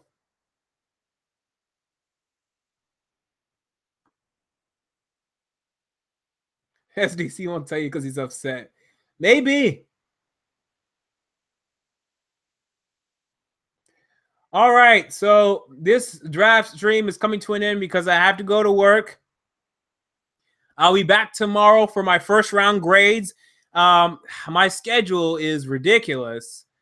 You know, I wake up at like 1 p.m. or 2 p.m. every day, so you're going to have to be a little patient. That video probably won't come out until tomorrow afternoon or evening, so just stick around for that. But I'll be back for that tomorrow. I'll probably also make a separate video for the Jimmy Butler trade. Or maybe should I don't know, it's kind of late at this point. Like if I made one, if I wasn't doing this live stream, if I made one like a couple hours ago, we would have got like 2,000 views by now, and then end up being like 8,000, maybe 10,000. So maybe it's a little late, but I'll probably do it anyway.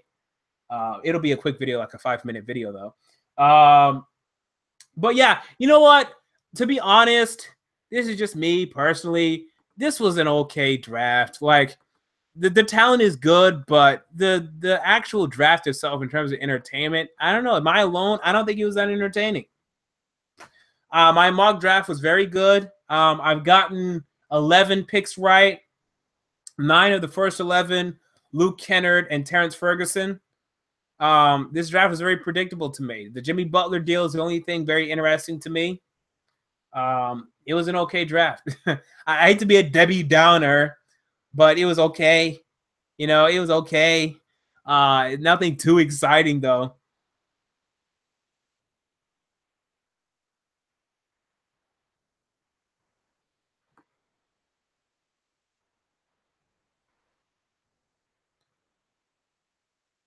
But what was even the best?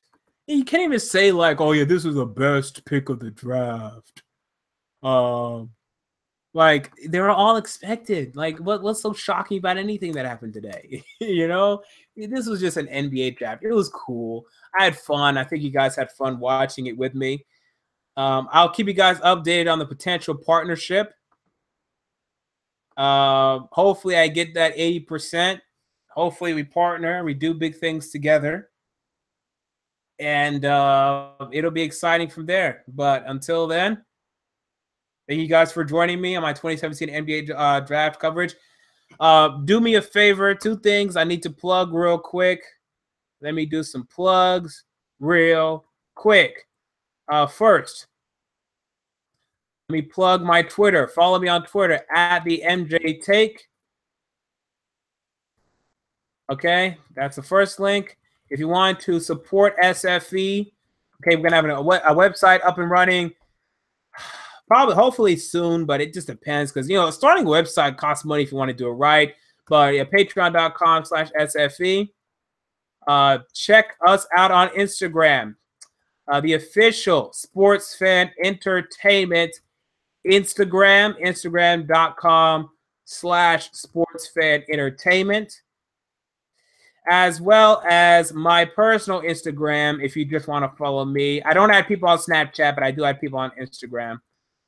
At Bossman Jumbi. And that is it. Thank you all for joining me. And until next time, I'm out. Peace.